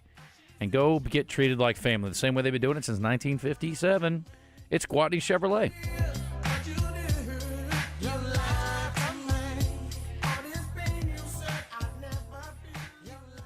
The GM Giant, Crane Buick GMC in Conway is your #1 source for high-quality Buicks and GMCs. Shop Sierras, Yukons, Enclaves, and more. Nobody beats the GM Giant's huge Crane cash discounts and low price guarantee. Buy with 0 down and get the Crane commitment. If your car doesn't say Crane on it, then you paid too much. Shop the GM Giant, Crane Buick GMC on Amity Road in Conway, or visit CraneTeamConway.com today. GMC, we are professional grade. At Eat My Catfish, fall is our favorite time of the year, and football season isn't the only thing making a comeback. Available now, our famous shrimp gumbo and Cajun boudin balls make their return to the menu. Order online at eatmycatfish.com. Eat local, eat fresh, Eat My Catfish. Paradise is found all this October at Southland Casino Hotel. Survive the odds at our Tiki Trials Island getaway, and you could escape on an all-inclusive tropical vacation or win your share of more than $100,000 in free play. Join us Saturdays in October and claim your island destiny. And on Fridays, our Tribe Vibe $100,000 free play giveaway offers free play prizes for you and your tribe members. Learn more at southlandcasino.com. Must be 21 plus. Play responsibly. For help quitting, call 800-522-4700. I'm Dr. Molly Meek with Arkansas Urology, the interventional radiologist here at Arkansas Urology. If you're a man struggling with symptoms of an enlarged prostate, there is a minimally invasive option called prostate artery embolization. It is an outpatient procedure that can improve your symptoms and your quality of life without surgery. I am proud to be part of the only urology practice in Arkansas with an interventional radiologist on staff. Call us at 501-219-8900 to schedule your appointment or learn more at arkansasurology.com. Is your AC down and it's got you upset? When you start to sweat. Jet Heat and Air, Central Arkansas's comfort team. Fast service, free estimates, and financing available. Family owned and Arkansas proud. Schedule today at jetacservice.com. That's jetacservice.com. Mickey Hennard for Hennard Foothills Equipment in Searcy. We've been selling and servicing Kubota equipment since 1991. Family owned and operated for over 30 years, we pride ourselves in an honest sales experience and unmatched service after the sale. We carry Kubota tractors, mowers, construction, and hay equipment. If you allow us to be your Kubota dealer of choice, we promise not to let you down. Come see us on Main Street in Searcy. Hennard Foothills Equipment, we're your hometown Kubota dealer no matter where you live. Carlton Saffa here with Saracen Casino and Bet Saracen. Saracen is proud to be the official gaming partner of the Simmons Bank Championship presented by Stevens. Join us Tuesday, October 21st for the Caddy Shootout at Pleasant Valley. Watch all the action under the lights as they play around the lake and join us for the party that comes with it, including hats from Social Pony Hat Bar and music by Gone Country. For all the details, go to SimmonsBankChampionship.com. Feeling like a family getaway, but don't want to go too far? Need a true adventure, but don't want to spend too much? Want to go where there's a ton of stuff to do, but it's all in the same place? Welcome to Arkansas State Parks, where in a couple hours drive, you can change your scenery and definitely change your state of mind. Whether you crave active adventures or just gorgeous views where you can catch your breath, we have 52 state parks to choose from. Plan your getaway at arkansasstateparks.com. The Zone with Justin Acri and DJ Williams in the Oaklawn Hot Springs studio is back.